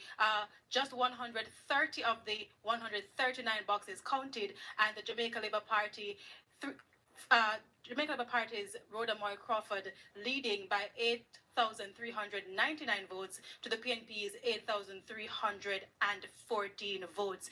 I'm going to ask the videographer to just come with me to the other screen I'm looking at right now. Going again to St. James Southern. Another one we've been watching, we're seeing where the People's National Party has a slight lead in that constituency. The Nikisha Burchell leading their 5,870 votes to the former mayor, Homer Davis, 5,644 votes. Going now over to St. Thomas Eastern, and we're seeing where the People's National Party's Yvonne Shaw, she's leading by 6,600, well... Yeah, Manchester Central is going to hold. I think Rhoda is going to hold that seat. Incumbent, Dr. Michelle Charles, 6,177 votes. Another one that people have been watching, and many people are saying that it seems as if it is a surprise to them. We're seeing for Portland Eastern, the People's National Party is leading in that constituency. As many people know, the Jamaica Labour Party's Anne-Marie Vaz won that division, that constituency in 2020 after a 30-year drought for the Jamaica Labour Party, and Isaac Buchanan of the People's National Party is leading in that constituency, 96 of 140 boxes counted. Now, Dion, overall, we're seeing an 85.2% of the boxes completed, and I'll have some more updates for you as soon as they become available. But again, Dion, the race is heating up. It's back to you. All right, thank you so much, Kalisha. I don't hear anything about Portland West. You heard Kalisha there saying the numbers are continuing to shift from 33-30 to back to 34. Where Daryl Vaz is. I'd be surprised if Isaac Buchanan is able to take that seat. A quick comment on what we're seeing there. Well, this one would be a bit of a shake-up. Many people expected Anne-Marie Vaz, the incumbent, to hold it fairly easily. But we did see that Isaac Buchanan was mounting a serious challenge. And so, bearing in mind that this has been historically a strong PNP seat, perhaps it should not be surprising that it is this competitive. Yeah, it's a seat the PNP used to win by over 1,000 and then over 2,000 votes. So it was really because of Anne-Marie Vaz's ground operation why she was able to win the by-election and to hold on to it in 2020. 2020 was a misnomer.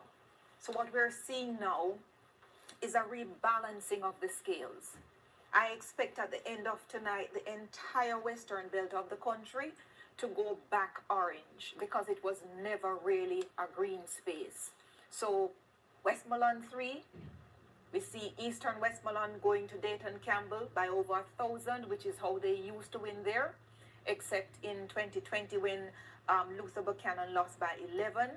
But Central... So sorry to interrupt you, just to say this is another one that's now completed. The PNP's Richard Azan taking Clarendon Northwestern over the JLP's Warren Newby, with Azan having polled 6,989 votes to the JLP's Warren Newby 6,490. Kevin Palmer picking up some votes there. And here is Westmoreland Eastern.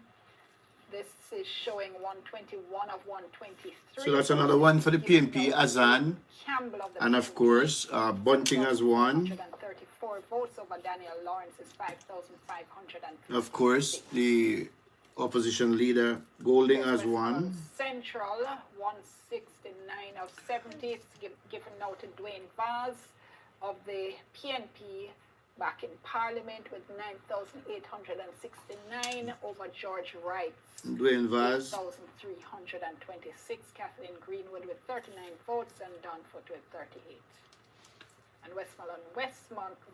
Dwayne Vaz will be going back. Welcome to those of you who join us. Leave us a comment. Join the chat.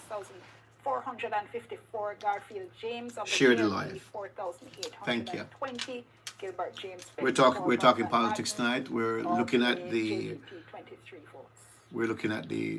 play-by-play, so to speak. Western, It's a good place to be. Boxes of 138. This has Xavier Main. Yes, I thought that was Azan was going to take that seat. I think that comment he made about the JLP candidate calling him a monkey was a little bit. Could have heard him. I don't think that there was enough time for the candidate to exploit that comment that he made. Holding on here at the moment with a lead with 7,346. Gabriella Morris, our first time out, 6,920. Yeah, I meant Anne-Marie Vaz. Anne-Marie Vaz, I thought Anne-Marie Vaz, she worked hard in that constituency, and I hope to the JLP headquarters. I hope that that will hold for her. It's turning into a party-like atmosphere here at the JLP headquarters, Leon. As you can see behind me, you will see that a number of JLP supporters are dancing, they're ringing their bells, they're playing one of their favorite anthems on the campaign trail, The Lord is My Shepherd. So that is the mood here at the moment.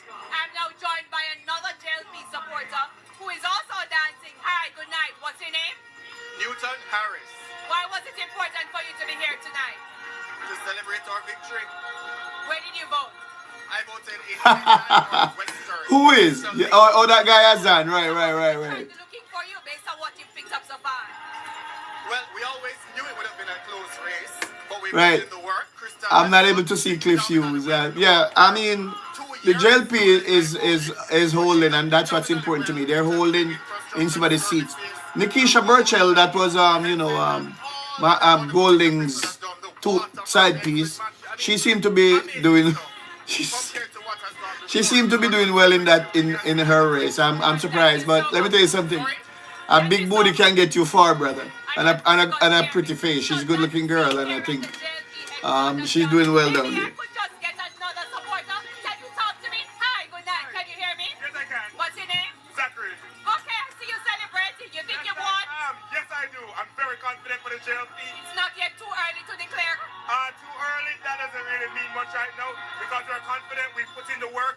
achievements to prove that we deserve the third term. So Dr. Holness will return as well as our MPs. Thank you so much. Well, that's the mood here at the JLP headquarters. Leon, I'll check in with you a few moments later. Thank you so much for that, Andrea. And yes, we'll continue to check in with you, and some more interesting results have been coming in. In fact, we are now seeing Clarendon Southeastern there with, okay, we moved on to St. Catherine Southwest. Okay, we are going thick and fast, aren't we? So St. Catherine Southwest, Everett Warmington. Here's St. Catherine Southern, Fitzjackson.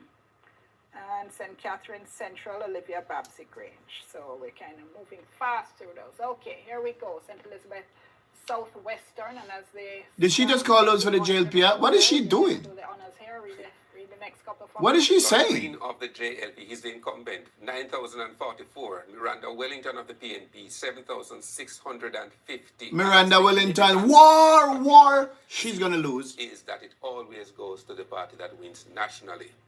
So that may be one of the reasons why there's celebration at JLP. Yeah, Miranda Wellington, St. Elizabeth, war, no. Charles Jr. of the JLP, 1,824. Sian Barnswell of the PNP, 1,284. I'm glad she's not going to go to Parliament. Votes. That's 27 boxes of 144. We need faster count on the boxes. It's late into the night. It's now 10:20. 5,623 to Dwight Sibley's of the JLP, 5,407. To the Lynn Casey Edwards of the JPP, 24 votes. That's 95 boxes of 104. Of 100, rather. St. Thomas Eastern, 114 of 128 boxes. Yvonne Shaw continues to lead, 6,597.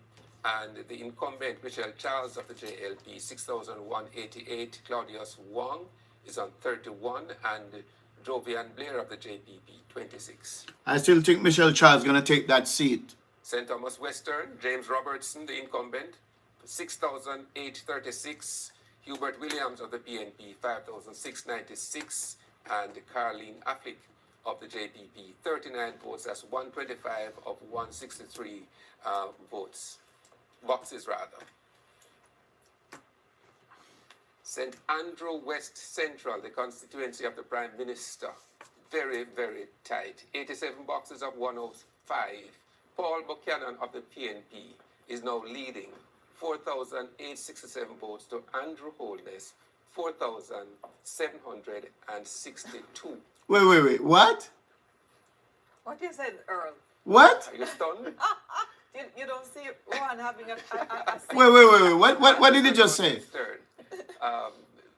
You have Audrey Marks of the JLP performing according to tradition there. 6,589. It's too early to call. How can Andrew Holness seat be so close? 5,207. And Clive Warren of the JPP has 30 votes. If you could go back to that West Central for a moment. The PNP used to dominate that in the days of Dudley Thompson and David Core and AJ Nicholson. Yes. So it's a 1% lead at the moment for Paul Buchanan. What? If we could go to St. Elizabeth again, let's see what the other weather Wait. saying. That can't right, bro. Nah. That cannot be right. Whoa. Norman Scott of the PNP, 1,004 votes. Franklin Witter, the incumbent from the JLP, 991, but it's only 17 of 109 boxes. That cannot be right in West Central St. Andrew. Eastern, 96 of 140 boxes. Isaac Buchanan of the PNP, 5,636. Anne-Marie Vaz, the incumbent of the JLP, 5,224. So it's a 4-point lead for Buchanan, and there are 23 votes for the JPP's Tracy Ann Gillespie Harris. I think, Dion, we need to remind the listeners that we call out these figures because we also have listeners on radio. Yes. Trelawney Northern, Tova Hamilton has taken the lead now over Wickham McNeil, 6,826. As is to be expected, Tova McNeil, Tova Hamilton. 3 of 146 boxes. So we're seeing the finish line up ahead. Yeah, Tova Hamilton, I think, is going to take that seat. Marissa Dalrymple Philibert has restored order in Absolutely, restore order. Like I said, Dalrymple's supposed to win that seat as well. Boxes, though. I don't think that number is right for St. Andrew West Central. He is being tracked very closely by Christopher Brown. So Norman Dunn has 5,235, Christopher Brown 5,112, and Mark Hutchinson has 20 votes for the JPP. St. Mary Western, Robert Montague continues to dominate there, 7,209. If any seat from the 6,000. If any seat from the core of the PNP Chase Neal, 25 votes. was to go to the PNP, I thought it would have been Montague's seat. And that seat is holding, Montague is holding that seat. Likely to happen. Same for Southwest St. Elizabeth and the other one you mentioned a moment before. So we will see how Mr. Woodbine fares. And in St. Andrew East Central, Dennis Gordon of the PNP is now doing very well, 6,425 to Davion Vassell of the JLP, 3,949, and Princess Ford of the JPP, 82, 106 boxes of 113. That they're going to win that seat. PNP is going to hold that seat, win that seat. This is 136 boxes out of 140. Juliet Cuthbert Flynn of the JLP, 7,909 votes.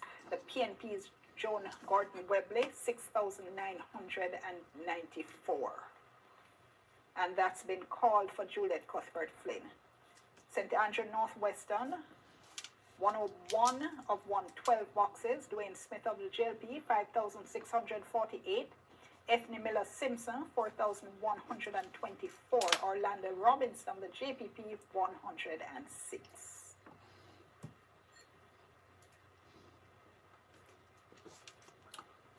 Here we are back in St. Andrew East Rural, 123 boxes of 137. That's Juliet Honis. 8,445. Patrick Peterkin, 7,487. Juliet's going to hold that seat. 45 votes of the UIC. Purcell Jackson of the JPP, 35 Yep. votes. Eastern Portland. Welcome to our live. Share our live. Join the conversation, please. We're happy to have you. Okay, 131 of 140 boxes. The PNP's Isaac Buchanan, 7,932. Anne Marie Vaz of the JLP, 7,699.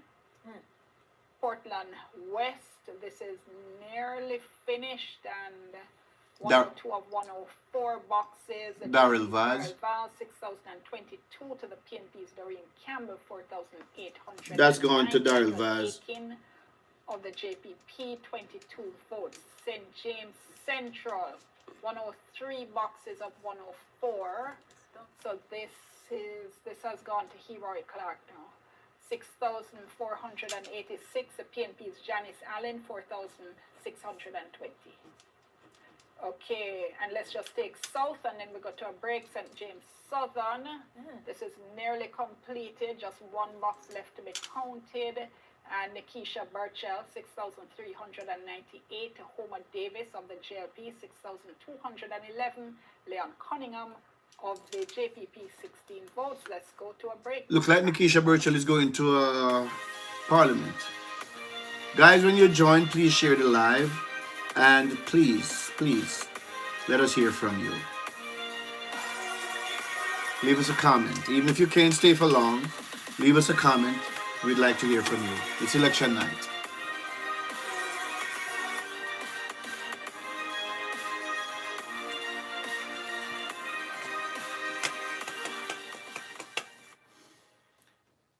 Doesn't cost anything to let us hear from you. Type something into the comment section below. Let us hear from you. We're happy to hear from you. We got a lot going on in here in this my home studio. Let us hear from you.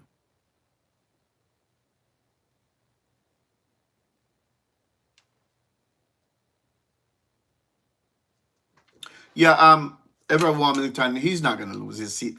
Come on, you know he's not. Warmington not gonna lose his seat, even though he's not He's no more in, bro, God remove him from the cabinet. But they love him in that constituency. He's not going to lose.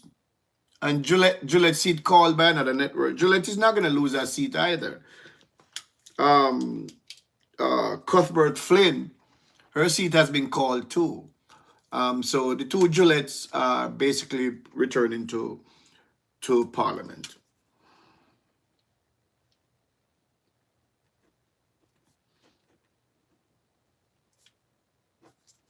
Daryl Vaz is called, but as I said earlier, do never underestimate what a pretty face and a big booty can accomplish, and I mean this with the most respect for Nikisha Burchell, because she's my Facebook friend, and I like Nikisha. But she moved into St. James, and it seemed like she's gonna win that seat. So against Homer Davis. So it'd be interesting to see how that turn out finally. But I think she has solid lead there that I don't think that the incumbent can overcome. So it looked like for the first time, Nikisha Burchell is going to find herself in the Jamaican Parliament. She's a protege of Peter Bunting.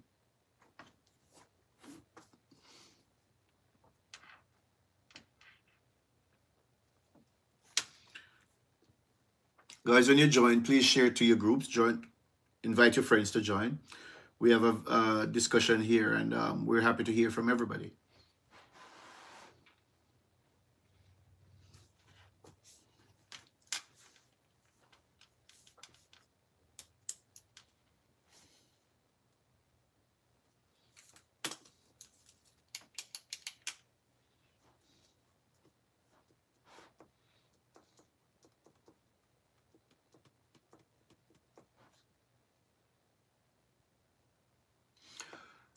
What is really have me completely mystified, and not just mystified but terrified, is the fact that the Prime Minister's seat could be this close. In fact, that the Prime Minister could be trailing in his constituency of West Central St. Andrews.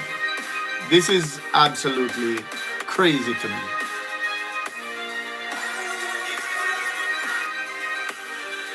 But as I said, this is a seat held by Dudley Thompson.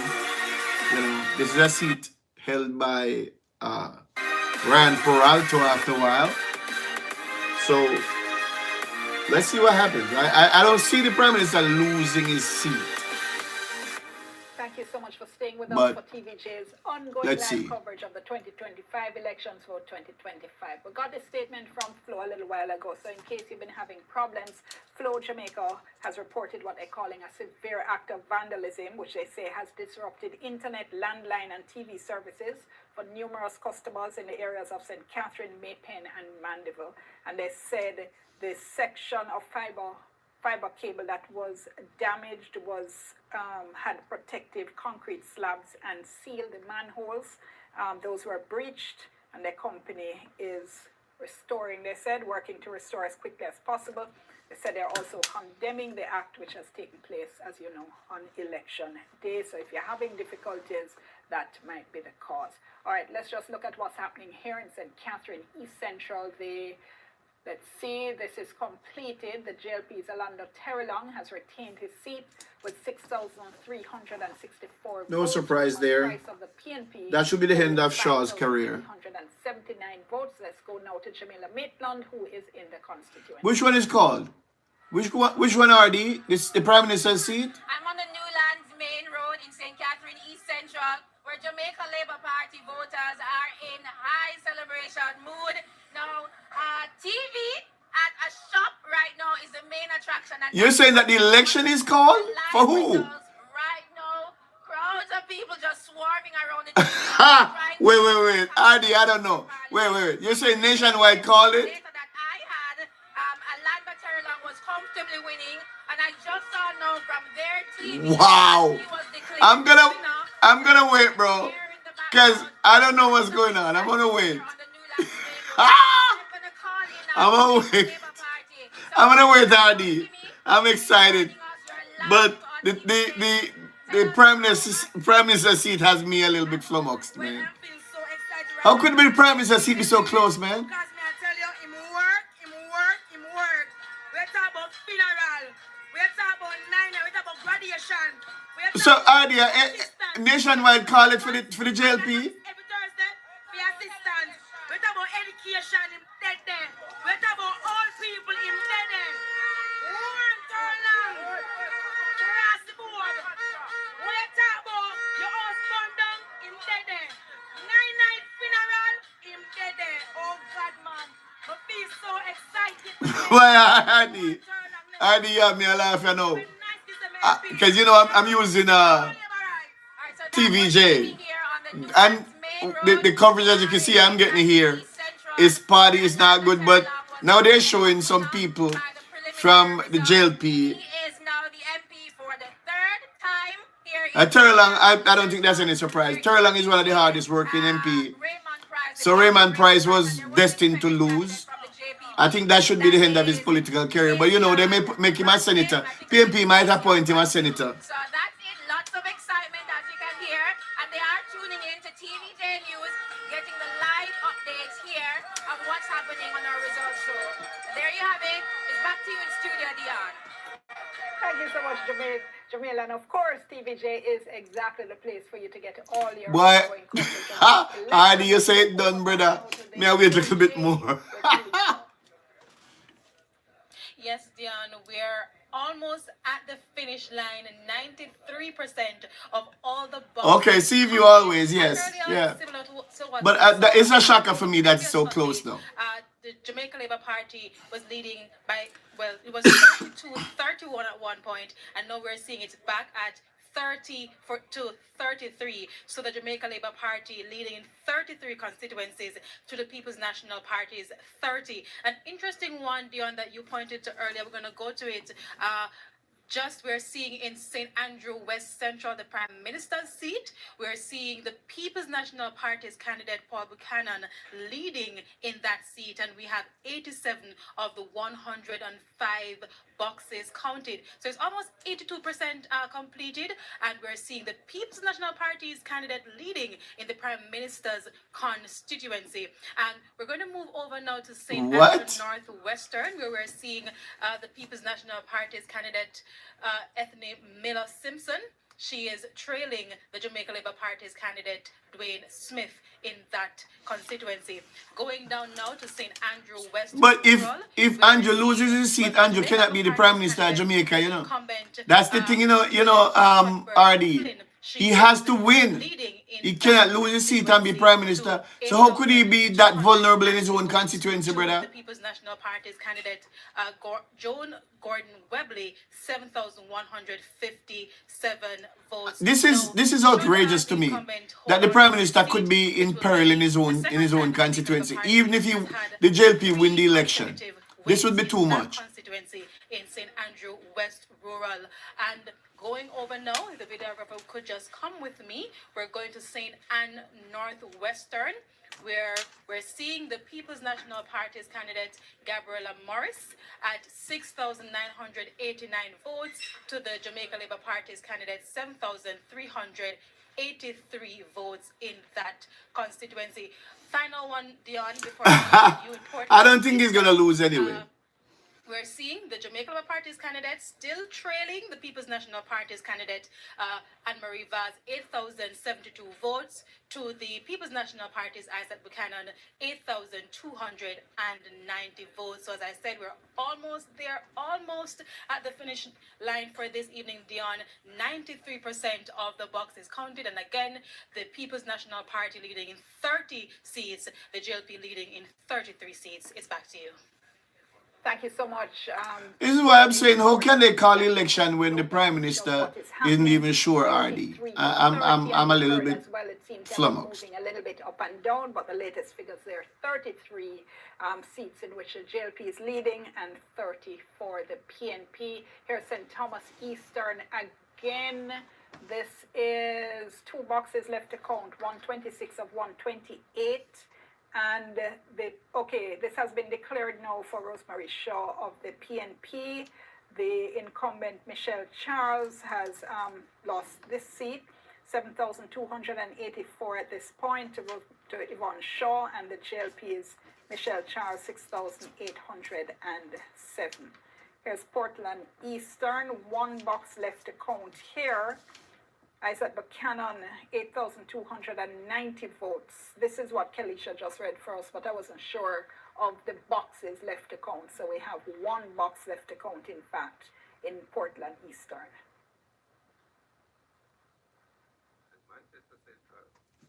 Okay. Read from Errol. Rhoda Crawford, the incumbent, has held on to defeat Donovan Mitchell. She secured 9,035 votes to Donovan Mitchell, 8,861. So that's 1 hold in Manchester for the JLP. Strong candidate, hard-working member of Parliament. She deserves to go back to Parliament. Rhoda Moy Crawford, one of Jamaica's best talent in the Parliament. Manchester North Eastern, and Audrey Marks has taken it, 7,652 votes to Valentin Wint of the PNP, 6,209. Clive Warren of the JPP, 33 votes.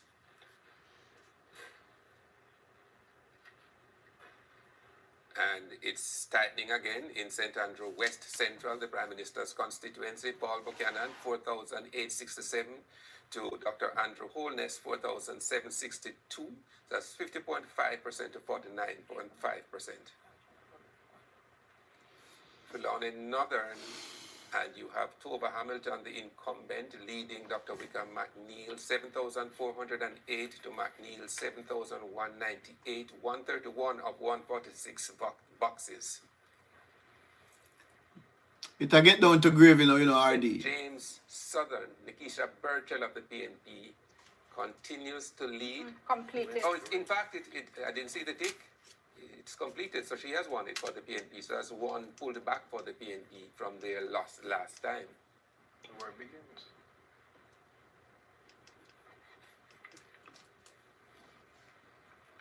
So Nikisha Burchell has won that seat. St. James West Central, 71 of 106 boxes.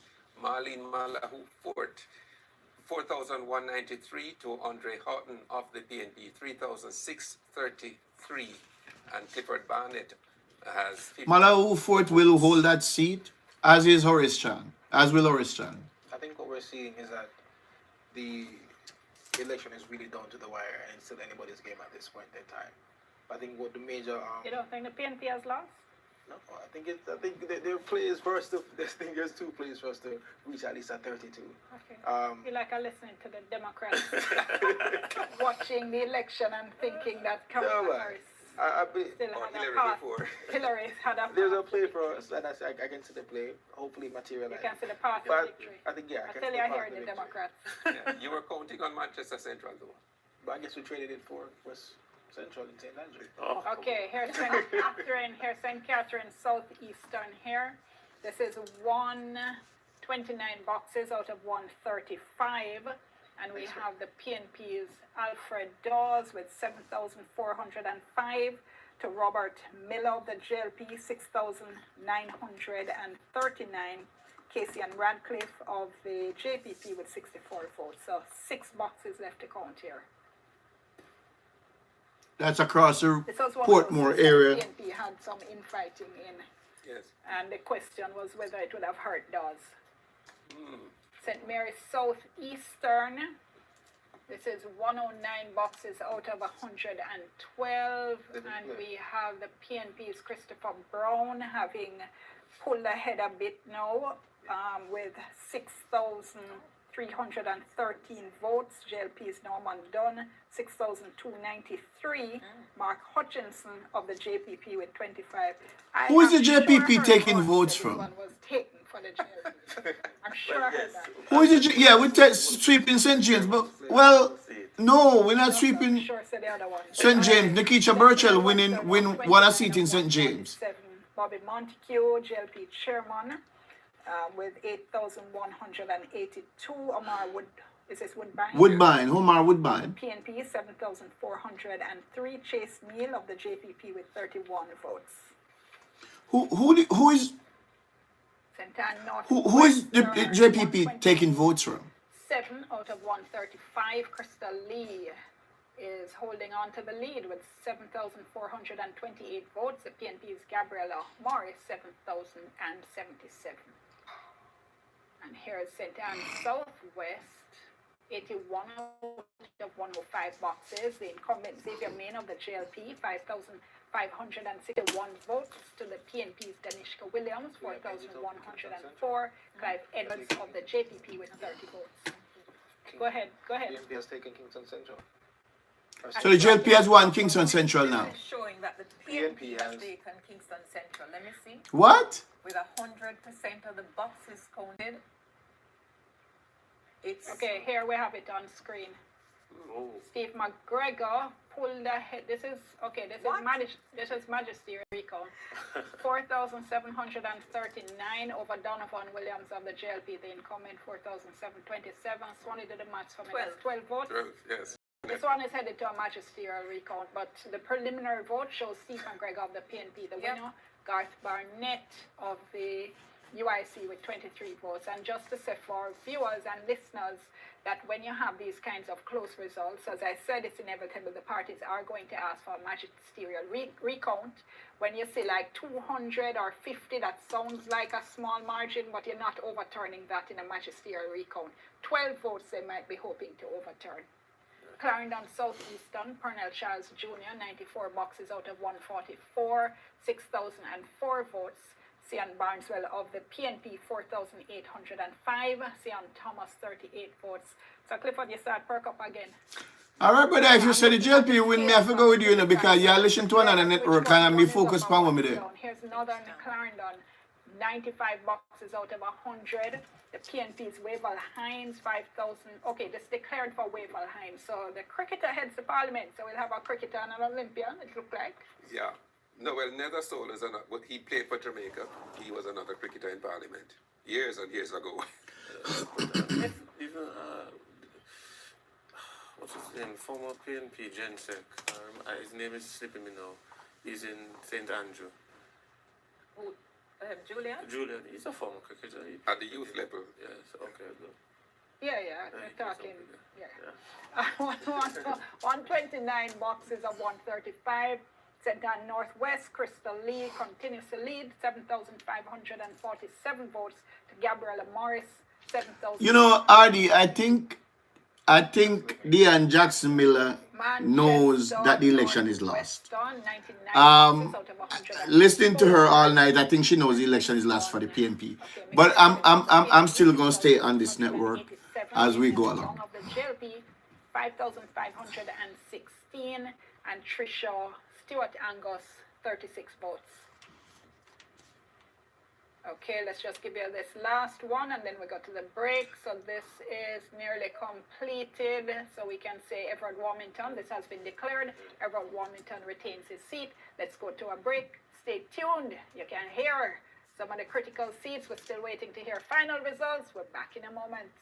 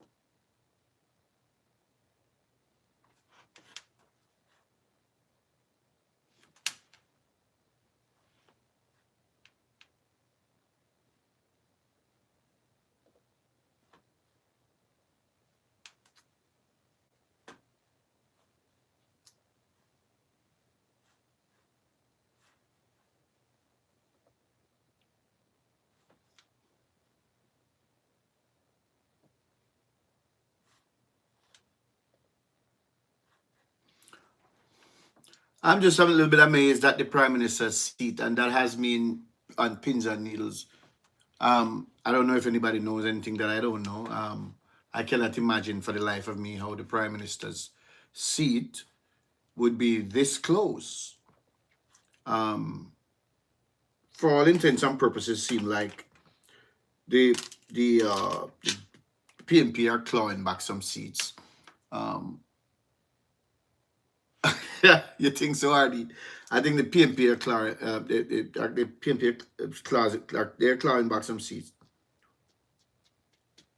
But I don't know if it's gonna reach up to 18 for them to form the next government. Either way, this has been a close election, and I think there's gonna be some necessary consensus for the next 5 years. 5 years. There's gonna be the necessity of consensus for the next 5 years. It'd be interesting to get your perspective.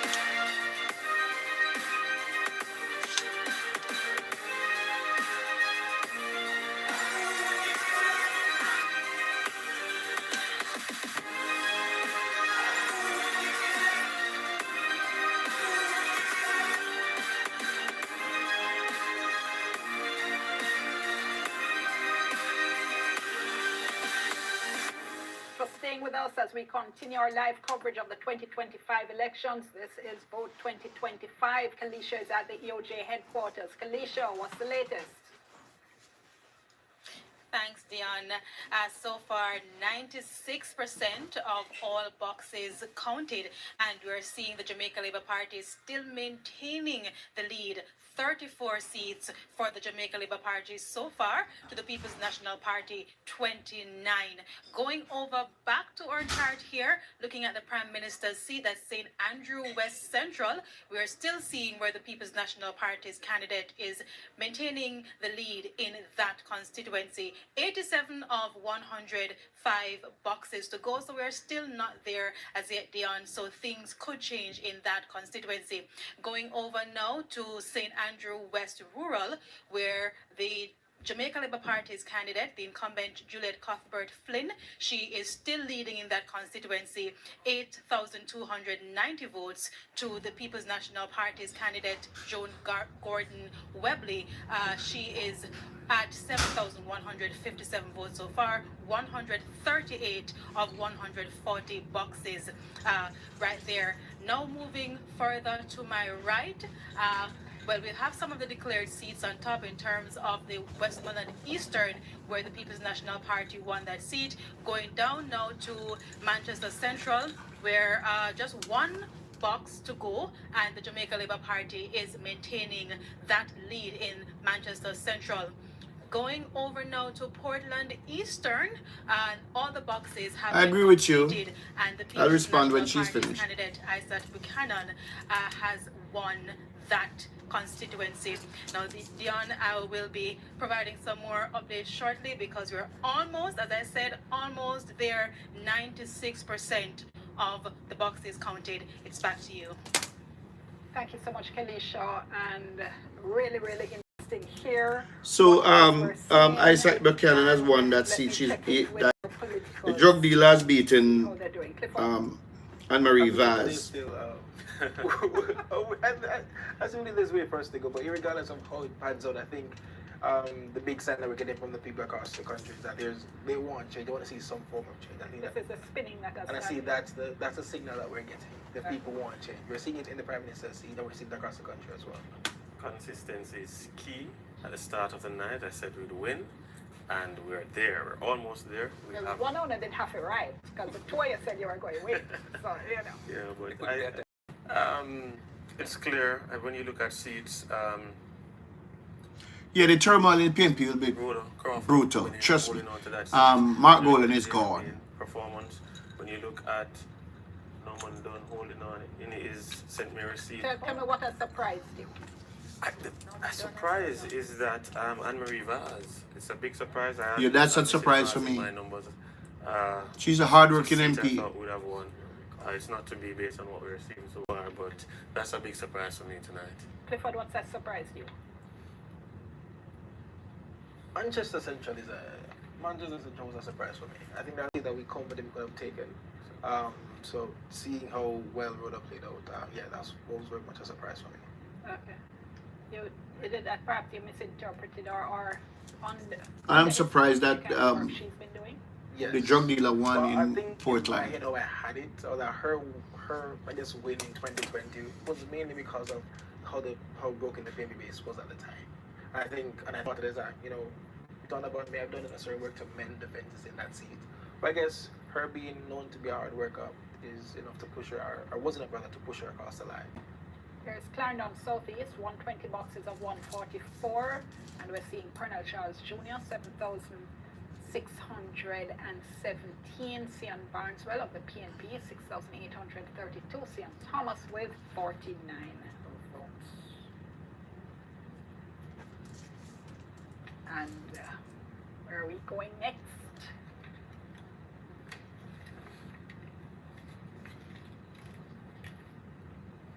So one of the Charles siblings remains in Parliament.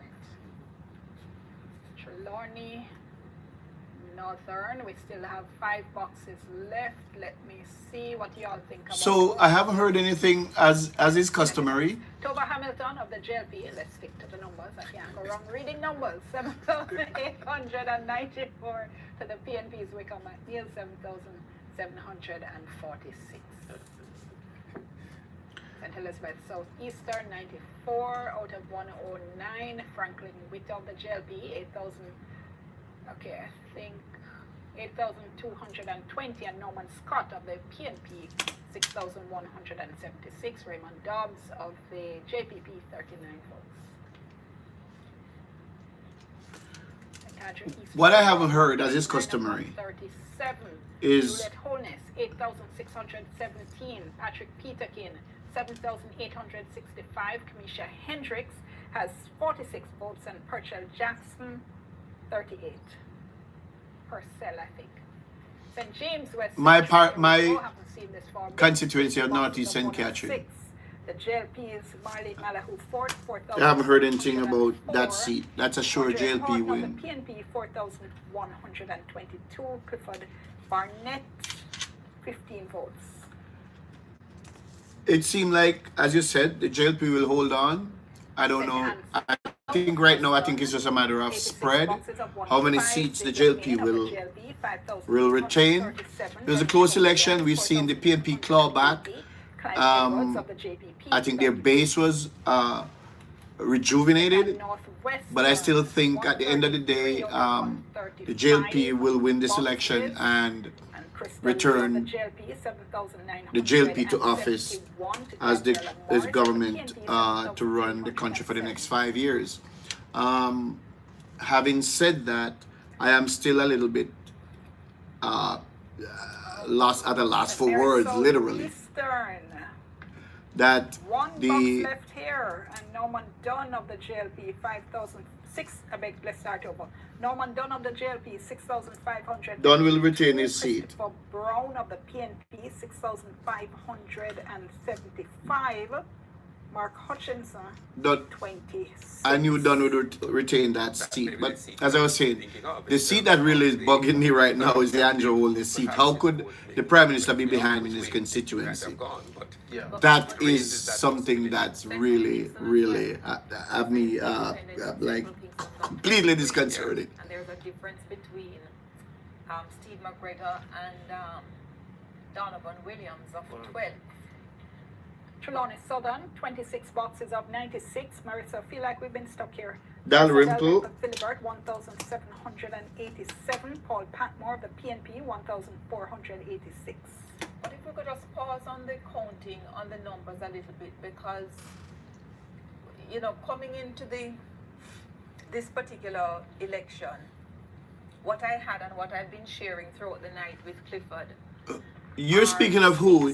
Which one they may make a senator? Thank you for joining our live. Share the live, please. Thank you for joining. Share the live and let us hear from you. We want to hear from you guys. Give us your views. I think that the JLP, like I said, will retain leadership. It's going to be a close, the better representation in the parliament for the country. Under the JLP will have a more verbose and vibrant opposition, which means well for the country. It would mean that there has to be consensus in governance. Tonight, if they were going to win, there's Western St. Mary, the other weather vane, completely declared for Robert Montague, even though the polls going into this, some of them showed that he was treading water. So he's beaten hometown boy Omar Woodbine, not by a lot because he's coming from thousands, but he's won it.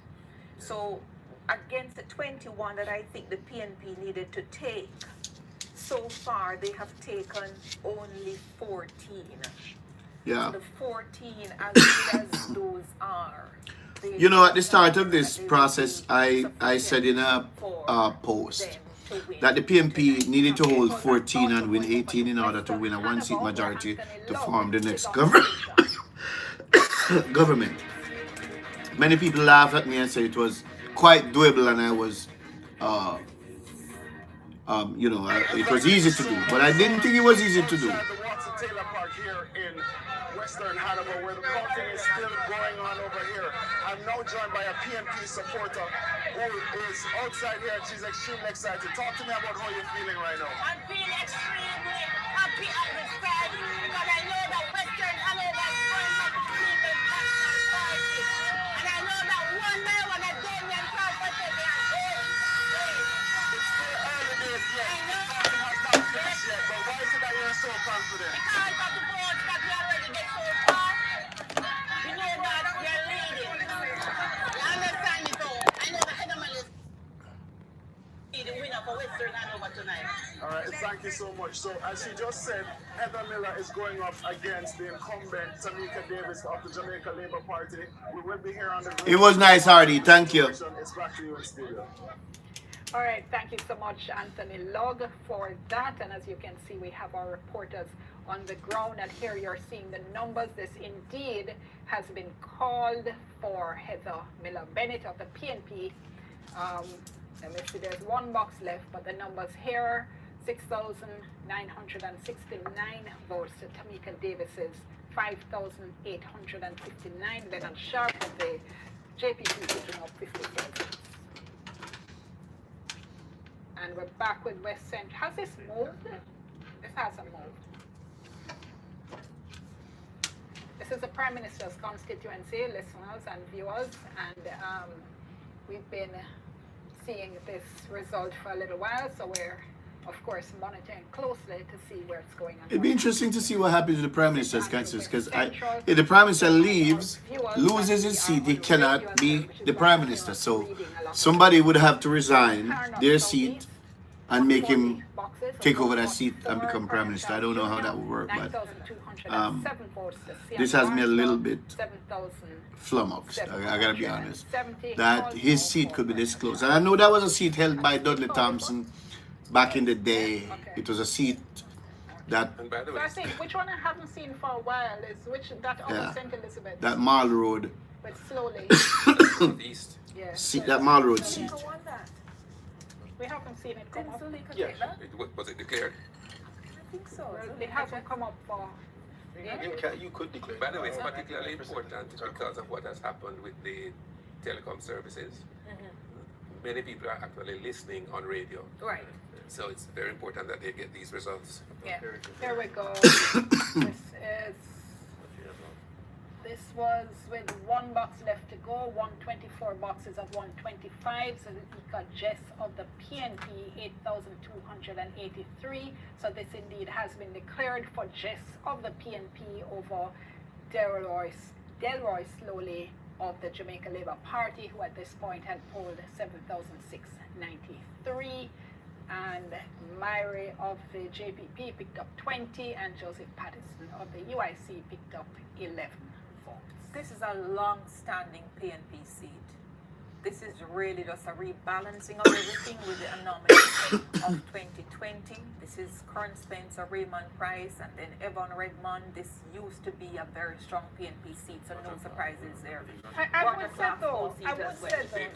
say though that I think one of the things we have seen is, I mean, the rebalancing you're speaking of, sure, but at the same time also an indication that the voters can't be taken for granted. No. Look at Northern Trelawney, for instance, where we're seeing this. Has this been declared yet? Okay, Tova Hamilton, 8,062 votes. Wickham McNeil of the PNP, 7,788. So I take your point, Emily, but I also think that we are seeing a new generation of voters, and that seats that previously had been thought safe. I mean, Central Kingston is not going to be in anybody's safe column going forward. Declared now for Tova Hamilton, so Wickham McNeil, having traveled across Western Jamaica, wasn't successful in terms of getting back into Gordon House via Trelawney Northern. And again, this was a my point exactly. This is a big victory for the Labour Big Party. victory there, I agree. Tova Hamilton. She won in 2020, and she's back. She's going back to Parliament. Hard-working member of Parliament. I'm very happy for her, just as I'm happy for Rhoda Crawford and many other persons. Okay, we in fact have Nikinsky Robinson, who is in Trelawney Northern. Let's go to her.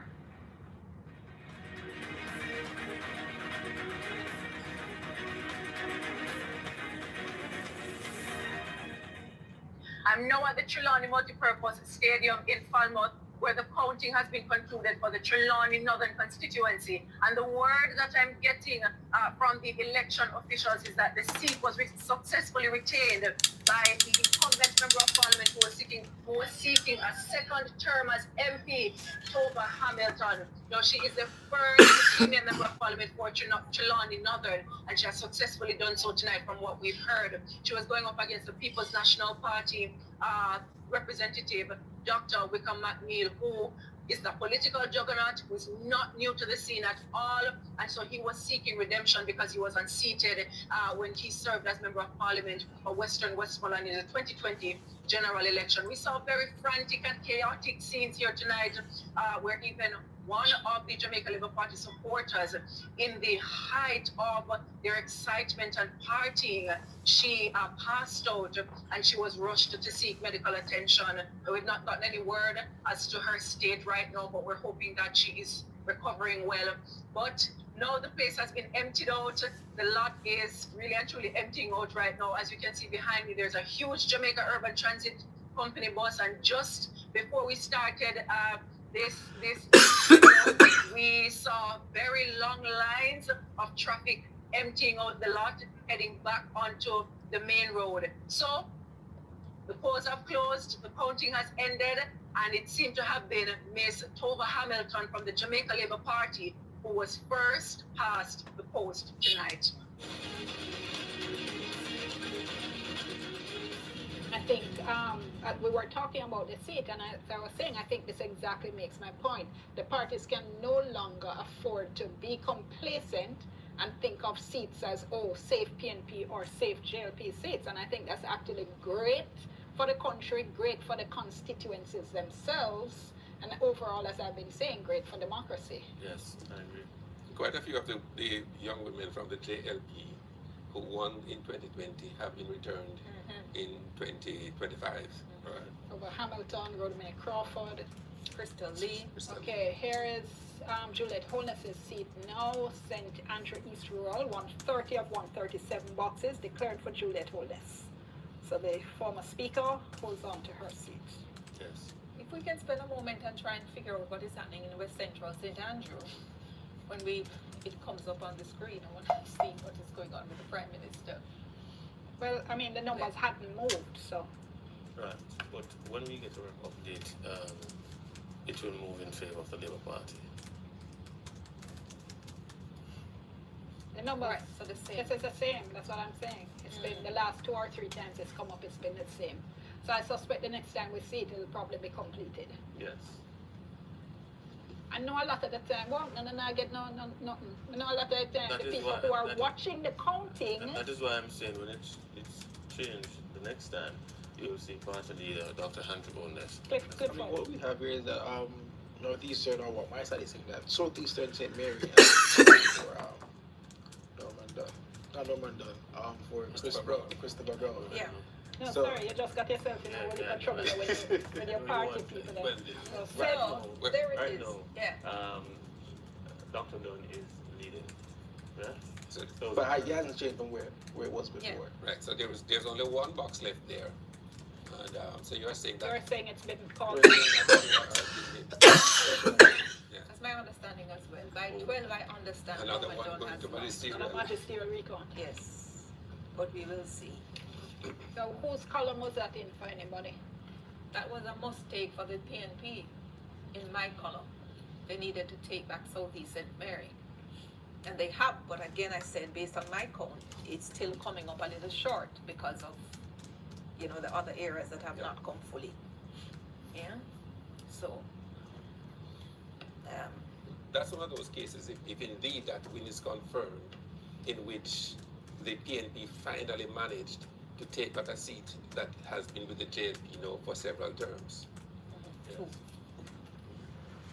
they've taken as well the Southeast St. Catherine with Dr. Alfred Dawes. That is also a big win. Robert Miller losing there, I think we already showed that. But again, when they did manage to wrestle Central Manchester from Rhoda Moy, that's a big win or hold for the Jamaica Labour Party. So you do take one there, but then you don't take the other, and the numbers just don't add up. Yeah. Marlene Malahoo Fort as well in West Central St. James. I think you were hoping to take that one. You may come up just a little short, even though it's not yet officially completed in terms of counting, but we shall see. Okay, let's just since you mentioned that, this is the latest we have from West Central St. James, 82 boxes of 106. The JLP's Marlene Malahoo Fort was 4,788. The JLP's Andre Horton 4,192. Clifford Barnett 15 votes. We go to a break. We're back with our live election show in just a moment.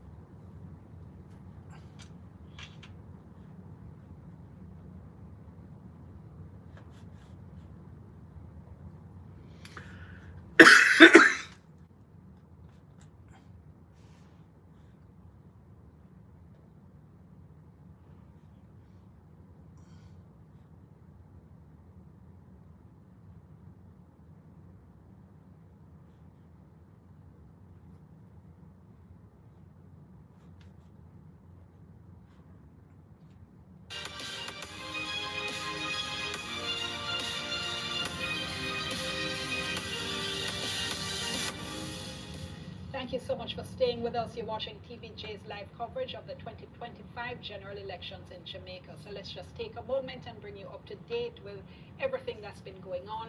I'm your host, Dion Jackson Miller, and with me, Earl Moxham and Emily Shields from the RGR Gleaner Communications Group. Also with us, we have Ron Walsh. He is from Young Jamaica, an affiliate of the Jamaica Labour Party. Clifford James with us as well. From the PNP-YO, the youth arm of the People's National Party. Jamaica's parliament has 63 seats. Now, in the last election, 2020, the Jamaica Labour Party had won with a landslide, relegating the PNP to only 14 seats. So in this election, which party would get 32 seats first and would therefore form the government? And the last count we had got from our reporter who is at the electoral office tracking was 34 seats for the, here we go with the national count. Now I think these are the declared seats, the completed seats, if I'm correct. 29 for the JLP and 28 for the PNP.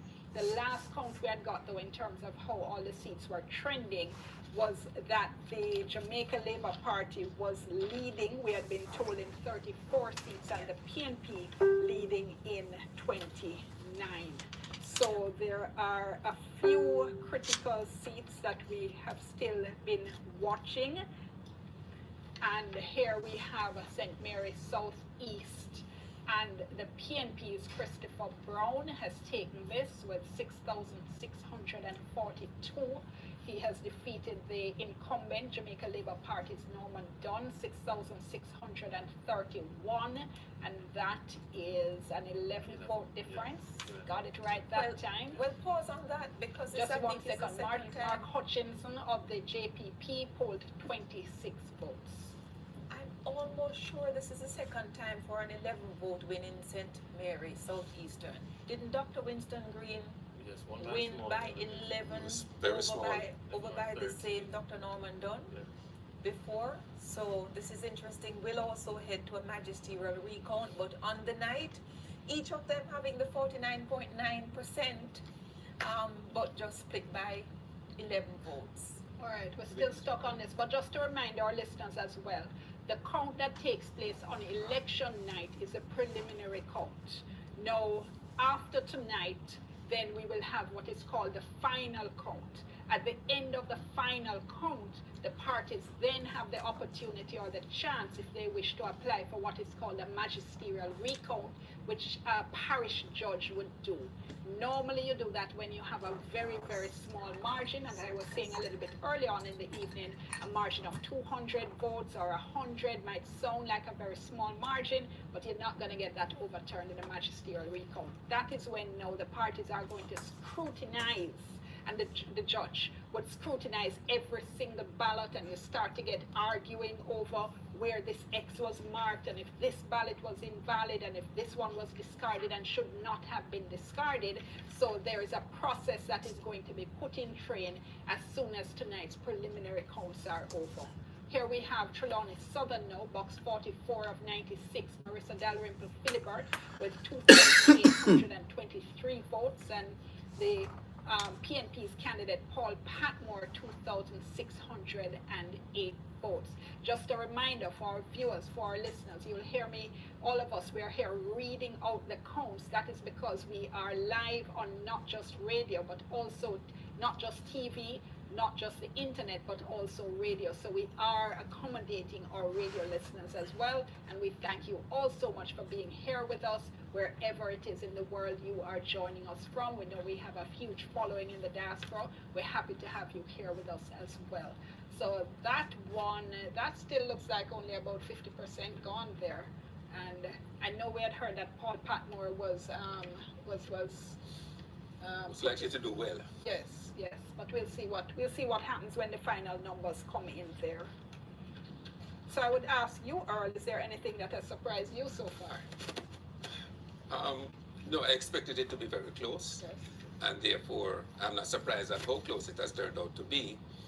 I think for many persons the fact that with 18 boxes left in West Central St. Andrew, that the Prime Minister is at least by what we have seen, trailing at the moment. But there are still 18 boxes to go, so we could very well, bring it home still. One of the things our listeners and viewers will have heard throughout the night is you will hear one of the panelists saying something like it depends where the boxes are coming from. So in other words, you might have one candidate leading in a particular constituency, but if the boxes left to come in are coming from a stronghold of the other party, then you could see that result turned inside out. And that's basically what it is we're kind of seeing happening throughout the night. Sometimes you see the seesawing of the votes going between the two candidates. A lot of the times that's what's taking place. Okay, so now the issue in relation to what happens as soon as this is over, as we've said, the party that is declared the victor, we're going to be declared the victor, we're going to expect to hear, because of course, viewers and listeners, we are going to be with you until the end. So we are going to be waiting to hear whoever gives their victory speech, whoever gives their concession speech. And we were talking the other night, Earl, about a night, in fact, when there was no concession speech. Yes, and that was 2007. Portia Simpson Miller. 2007. It was that close, and Prime Minister Portia Simpson Miller did not concede that night. They were awaiting the summary counts, but by the next day it was clear that the JLP had won. Well, So they all actually prepare their speeches. We hear you or our people just come out and talk. I wouldn't know, but I'm sure that the leader of the Labour Party would have prepared one speech, because from the get-go it was clear that Jamaicans would choose Jamaica, and we're seeing it tonight. Okay, you never stop. You don't stop. You don't stop. Clifford, come. I'm just curious, are they choosing Jamaica? Because from what I'm seeing, the PNP has gained massive ground in this election, regardless of who becomes the Prime Minister. I think that's one thing that the PNP should tap on his shoulder. This is a sport, right? This is a sport. You have to have a winner, you have to have a loser. Tonight, you're the loser. And clearly, the most honorable Andrew Holness would not be the winner in this situation. Of course, he's leading the Labour Party to victory. St. Anne Southwest declared for Xavier Main, and we previously declared the previous seat, which kind of went fast. Crystal Lee. And the Nishko. Right, declared for, there we go, declared for Crystal Lee of the Jamaica Labour Party. 8,050 votes to 7,488 for Gabriella Morris of the People's National Party. Right. Gabriella Morris had been a senator, throwing her hat here into the representational ring. So this up short this time around. This means there's no change at all in St. Anne. The PNP went in with Southeast, which is their bastion. They've held that. This is Lisa Hanna's seat, Foggy Mullins' old seat, crucial to the PNP base. Northeast St. Anne, which is Shahini Robinson's old seat, has been held by Matthew Samuda. St. Anne Northwest, Crystal Lee won that in 2020, and she has retained it, fought up the challenge by Gabriella Morris. And then St. Anne Southwest, that's the Xavier Main seat that he has also held, that particular one. So there's no change between 2020 and 2025 in St. Anne. So here's the question now. So let's assume, just for our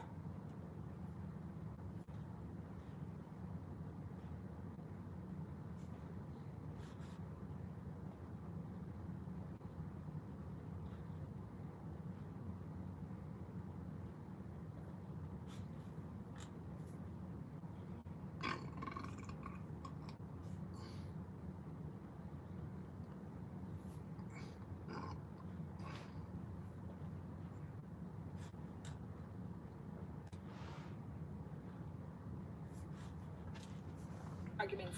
And the party to decide, I suppose. Emily?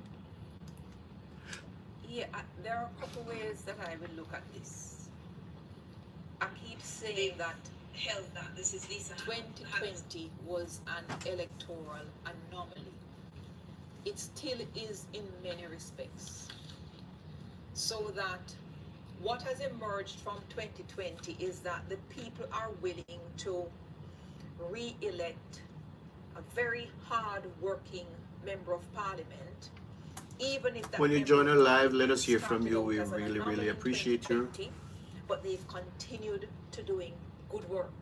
We So I have been say this streaming so I all believe night, Roland Alford, and we will be I believe, staying here with Kristen you Lee until and this election is Toba called. Hamilton, We who understand had that some one issues. network She has has called clearly election. rebalanced them. We are not a Perhaps it is network, setting so we a will new not sort do of that. trend. We are still listening look and at watching it the that vote way, count, and then, we will decide when to say, perhaps all right, someone a win is a win, but we're not there and the yet. PNP, But they we shouldn't strongly believe be that the so JLP will be swift returned to to office, seek albeit to by discard a him, smaller because they're coming margin from a point as where everyone expected. Dr. Peter So Phillips that's was it. perhaps deemed to We be have an one individual person who with us could left. not It's take I the know it's late PNP in the night. It's to 11 where almost. the It's PNP 11:27 is p.m. at this time. We expect that everybody would be going to sleep. To cross the line at all. I Right. know Can I that just jump in in Jamaica and we say stay that up I'm late. hearing that the So official yeah, if voter you're turnout here, has let us hear from been you. at Leave a comment before you go to 38.8%, sleep. Thank you.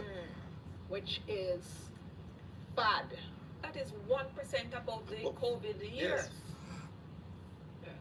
And I certainly, based on the crowds I saw and the anticipation, I thought we were heading to a 55% voter turnout. So I don't know what has gone wrong, why so many people have not, but that is something we said we should As say. I've said Again, in response to the May I panelists, take you back to the question of a lot of people Collins' future? you see in red and green or orange and green, they are running around, but they are not registered to vote.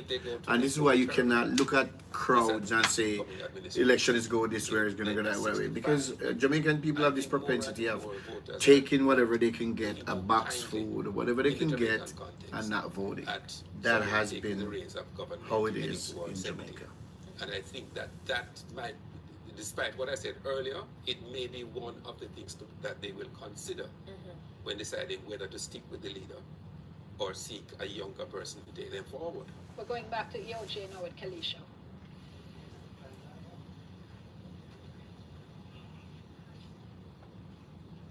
Thank you so much, Dion. So we're almost there. 99% of all the boxes counted. And what I'm seeing behind me, the latest figure just refreshed, the People's National Party leading in 30 constituencies, the Jamaica Labour Party leading in 33. Now, I'm going to tell you the areas where we're still waiting on all the boxes to be completed. St. Andrew West Central, 83%. The People's National Party leading in that area. Going down now to St. Andrew East Rural, the St. Andrew East Rural, where the Jamaica Labour Party is leading in that constituency. Trelawney Southern, 78% of all boxes counted, and the Jamaica Labour Party is leading in that constituency. Moving over now to Clarendon Northern, 97% of all the boxes counted, and we're seeing where the Jamaica Labour Party, is trailing in that constituency in Clarendon Northern. We're going down, I think that is it in terms of the progress report for all the constituencies so far. So we're waiting just on a few more constituencies to go. We're seeing where Trelawney Southern, that's the one where we're having only 70%, just over 70% of all the boxes counted in that. Leave us a comment when you join us, please. So, thank you. well, we're seeing another change. Election is here, still and I tell you, close. Things can change quite quickly here at the ECJ. I'm seeing now where the Jamaica Labour Party is leading in 34 constituencies, and the People's National Party is leading in 29 constituencies. And as I said, we're almost at the finish line. It's back to you. Thank you so much, Kalisha. Great work that you have been doing. I'm still surprised that the Prime Minister is trailing in his seat. Just about an inch We'll see how that progresses. So the whole issue now, This, in terms of for me, has been a extremely shocker. close seats, I think it's two we've seen. Yeah. The Central Kingston and the Southeast St. Mary. Southeast St. Mary, which is, I mean, there have been elections where we've seen quite a few more that have been very, very close. But we were talking there about the voter turnout because, again, this suggests that neither party is exciting the electorate beyond your narrow base. If we can't even get to 4 out of 10 registered voters deciding to come out to vote. So I'm not sure where that leaves us or where we're going with this project we call democracy. By the way, despite all that has been said tonight about the individual performances of MPs, one wonders what impact the last minute promises in terms of various forms of tax relief might have had on the votes in some of these constituencies where, somebody's decision to go, for example, for the promise of minimum wage increase, or go for the pension, or go for the 3.5. Because one of the things I've been saying, in fact, is that the polling numbers that we have been getting, when I looked at the dates that the posters were in the field, so many things happened after that. So it wasn't tracking with those. Yeah, in terms of debates, in terms of the announcement, in terms of the, even the manifestos in some cases being released and what was happening. So I always felt that those poll numbers weren't going to give us a really indicative sense. But as Don said, his polls had indicated that we were going to see a close election, and indeed we've seen that. And I think there's been a lot of attempts to try and discredit the RGR Gleaner done and some polls, and I think what we're seeing here from this election is that they were tracking. Yeah, but it was always going to be a close election in my view. And I think the context is so important. This is the first time ever that a Jamaica Labour Party government is facing the possibility of a third term in office. And on top of that, all of the challenges. Hold on, Emily. Here's an update. 93 boxes of 105 in the Prime Minister's constituency. He's now ahead here. 5,387 votes to Paul Buchanan of the PNP, 4,904. So 93 boxes, so that is 5 and 7, which is 12 boxes left to count. Disciples.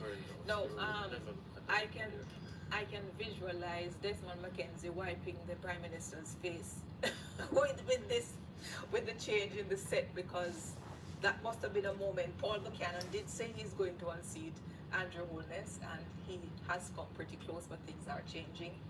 Yeah. This gave me, a real pause. That Paul Buchanan could come this close to the Prime Minister, and the Prime Minister has to look to move to a different seat. I think this seat is too vulnerable for him as a leader of the party. Mark Golden they put him in Arnett Garden jungle where 99.999999% of the people down here are PNP active, PNP zealots. So our leader, the Prime Minister of Jamaica, needs to have a seat where Malahoo Fort has been different. As I said before,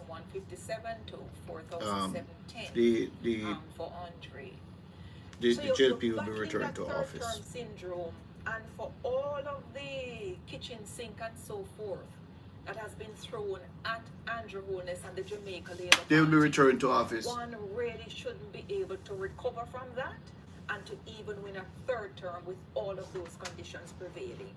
So I think when the history books are written, there are a lot of pluses that have to go to the JLP, a lot of pluses too to Mark Golding for bringing back the PNP from near virtual electoral dead to making them reclaim some of the seats that they lost in 2020. Juliet. We're seeing live pictures here of the JLP headquarters. Yes. So we're waiting to go back to the headquarters and to hear what's happening. Of course, as soon as the various leaders are ready to speak, we'll have that live for you as well. And by the way, if indeed, it also says something about the significance of the PNP's move from 14 seats last time to 29 or thereabouts this time, it would seem therefore that the PNP has recovered a significant portion of the vote. Because when you looked at the numbers, between 2016 and 2020, Yes, the voting was down and people are saying COVID and so on. But when you looked at the actual numbers, the PNP had lost 127,000 voters. The JLP had lost only about 28,000. Yeah. And as I mentioned, there were some constituencies in which the JLP actually managed to increase its vote count. Is this the same number? It gone No, it has gone up. 97 Yes. votes, 97 boxes here out of 105.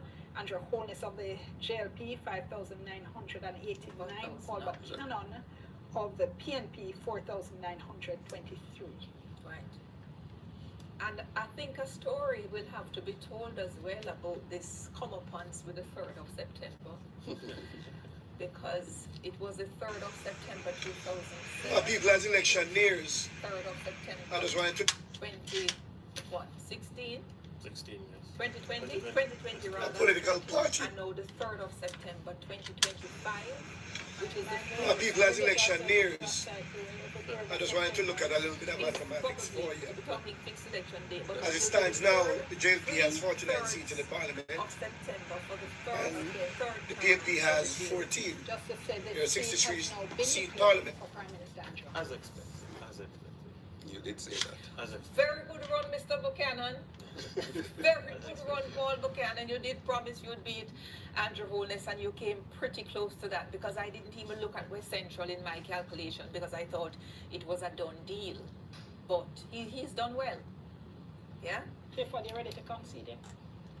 There has to be a I think point. I think you've got like something because the Prime Minister who walks into That's a yes. God knows as government. The PNP has done amazing tonight in many different ways. Coming from where we were at with 14 with a broken base. The part that was in ruins. I think Mark Golding and Dayton Campbell has done well in bringing back the party and has represented what the PNP is to the Jamaican people. And has sold the PNP to many people as well. Because as I said before, the whole country in general has signaled that they want some sort of change. Whether it is from the MP level or whether it's from the national level, they want to see some sort of change. But still with only 38% of the vote. There are numerous accounts for that, like the mishap with today and the growing trend of voter apathy. But in general, people want to see some level of change. I think what the Jamaican people want is to continue with the Labour Party. When you look at what has happened since 16 until Sorry, hold on. The voter turnout doesn't support that, you know. Because what you have is, to the max, 50 registered voters who never came out at all. Right. So it's 3 out of 4 registered voters came out. 6 out of 10 didn't come out.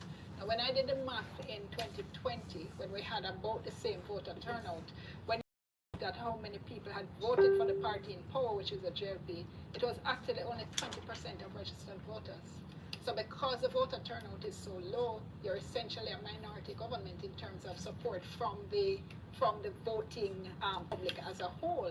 So it's one thing to say, yes, we won, but surely it must be sobering. So that's why I'm taking issue with you saying this is what the people want, because in fact it's a minority who have put you into power. I know it's winner takes all and first past the post. I agree, but at the same time, it is the persons who come out to vote. Yes. So what we have. No, stop right there. That's the point, you know. No, Listen to what you just said. The persons who came out to vote, most people didn't. So what that means is that most people didn't want either of you. So what does that say about how you relate to them and how you relate to the country? And that's where I'm going. Okay. I think that is what we have to do as political parties. You know, we have to engage. We have to find new strategies to engage the Jamaican people. And that is something that we, as political parties in the country, will have to start to look at, because it cannot continue at 37. I think it was about 37 point something last election, and now it's at 38. Yes. The COVID excuse again. 37.8. In 1993, I believe it was 60%. Thereabout. So it has 60.28. Yes. 60.28. So. But in all fairness, Rowan, I don't know what can be done to get people out. If people were not electrified for this election, Hold on, stick a pin for me. Let's go over to the JLP headquarters. Andrew is on location.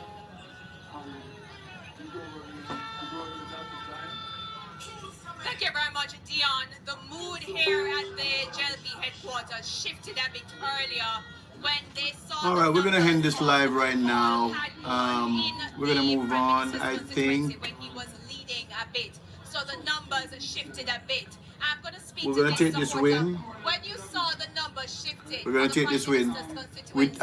Personally thank the Jamaican people for returning Andrew Michael Owens to power and the JLP.